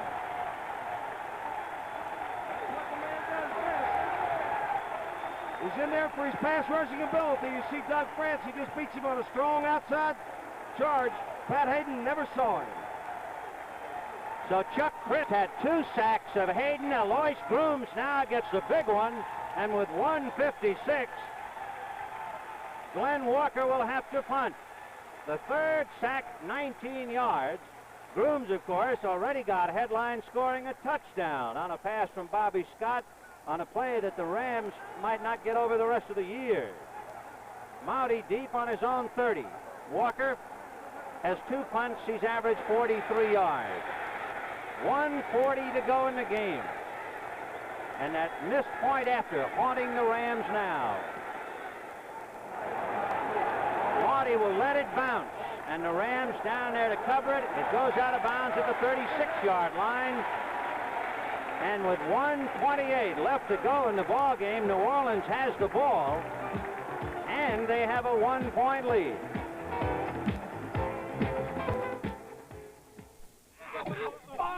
Five on the 50-yard line! Hey, Charlie, with coal last night, you put in the Prestone antifreeze? Prestone. Who needs Prestone? Prestone? You need Prestone. If your antifreeze is... 1:28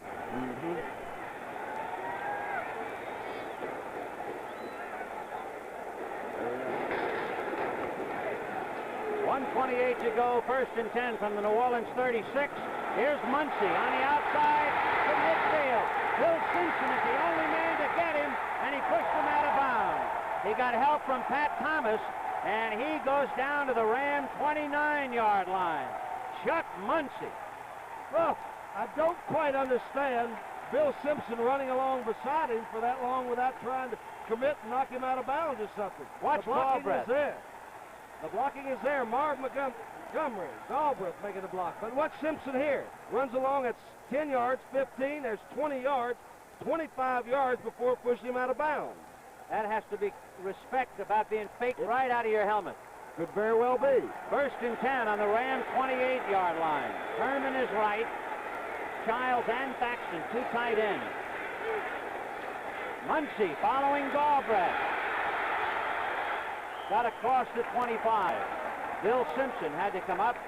He needed help, and he got it from Brzezinski, among others. Albert doing a job on Isaiah Robertson. Marv Montgomery's doing a job on Freddie Dryer, and they're moving to the football. Timeout, Los Angeles. 1 minute and 9 seconds left to go. The New Orleans Saints at 27. The Rams 26.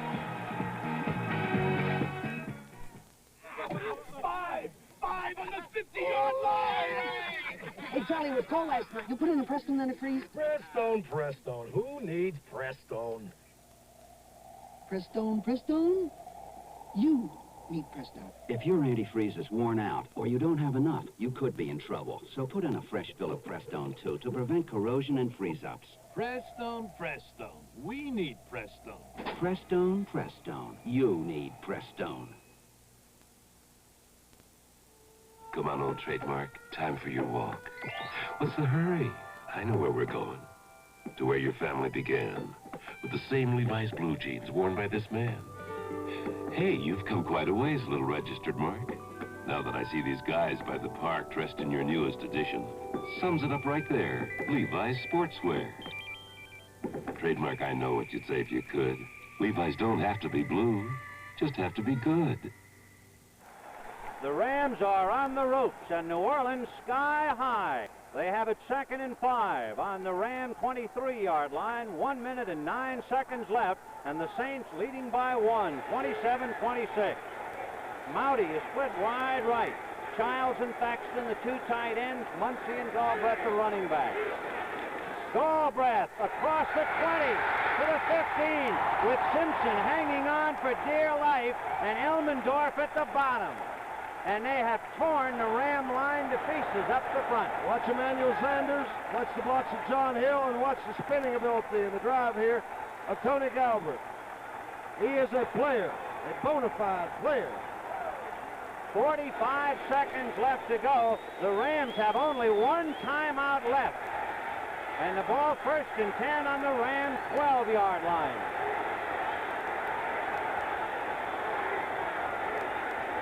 Here comes Muncie to the 10, to the 5. Kwadzinski and Simpson making the tackles inside the 5. 20 seconds left to go. The Rams desperately asking for timeout, but it's not going to help them. 12 seconds. Timeout, they're hollering. Chuck Knox saying, will you stop the clock? 5 seconds. And now they've stopped it. But it won't do them any good. With 5 seconds left to go, the New Orleans Saints are going to march.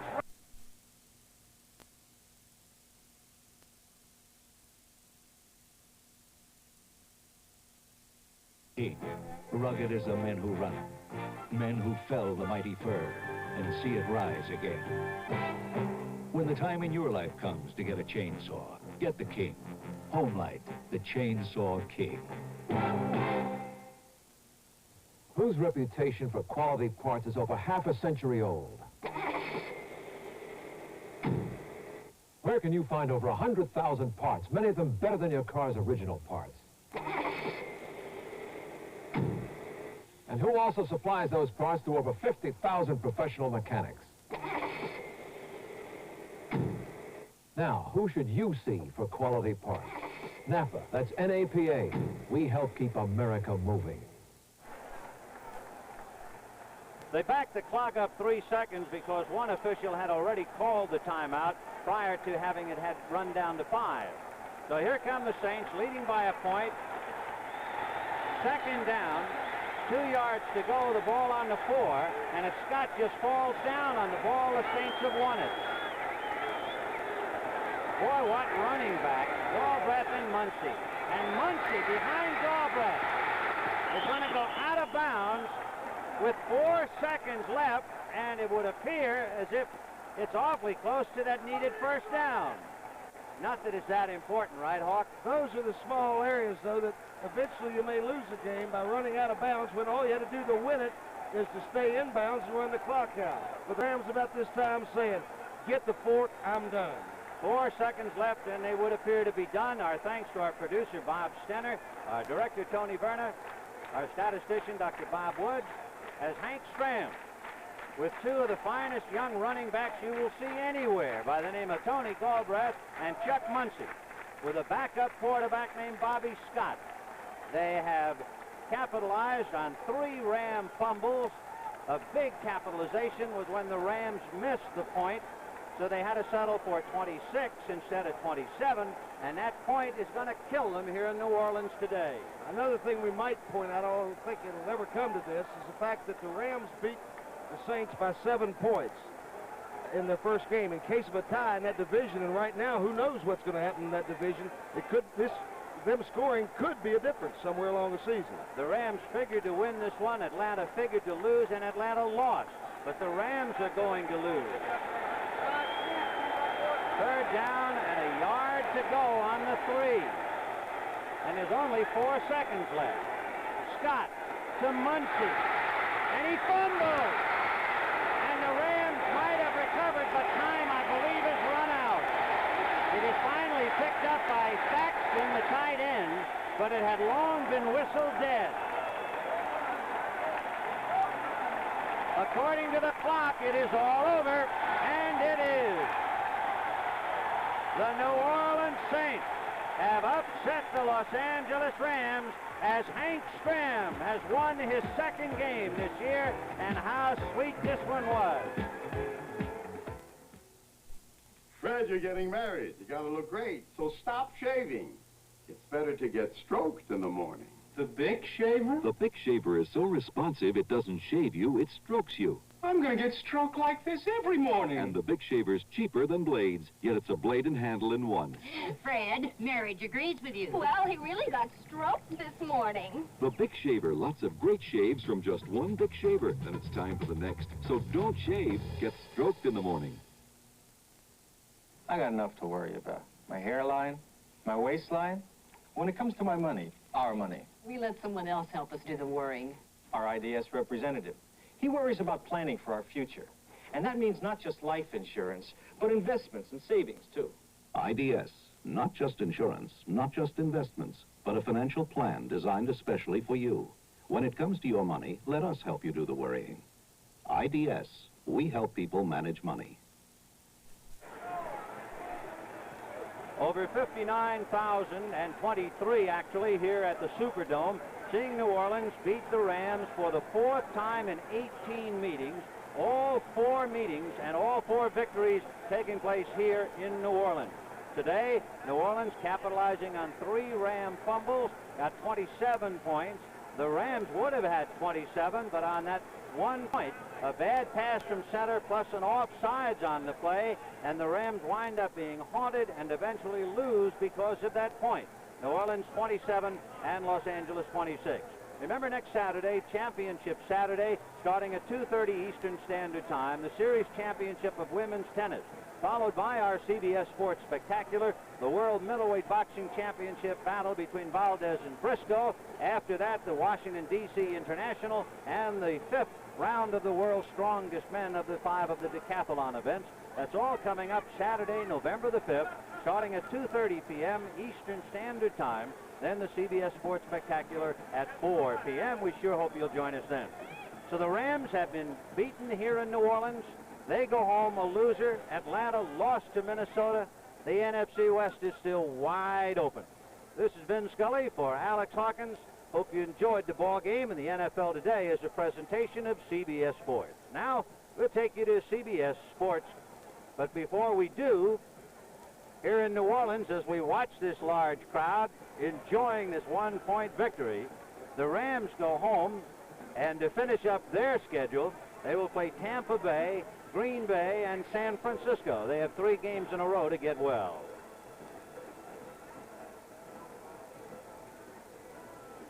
The NFL Today is still a presentation of CBS Sports.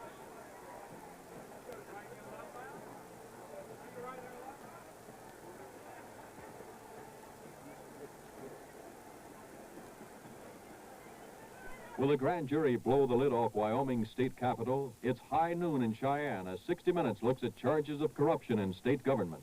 Tonight on CBS.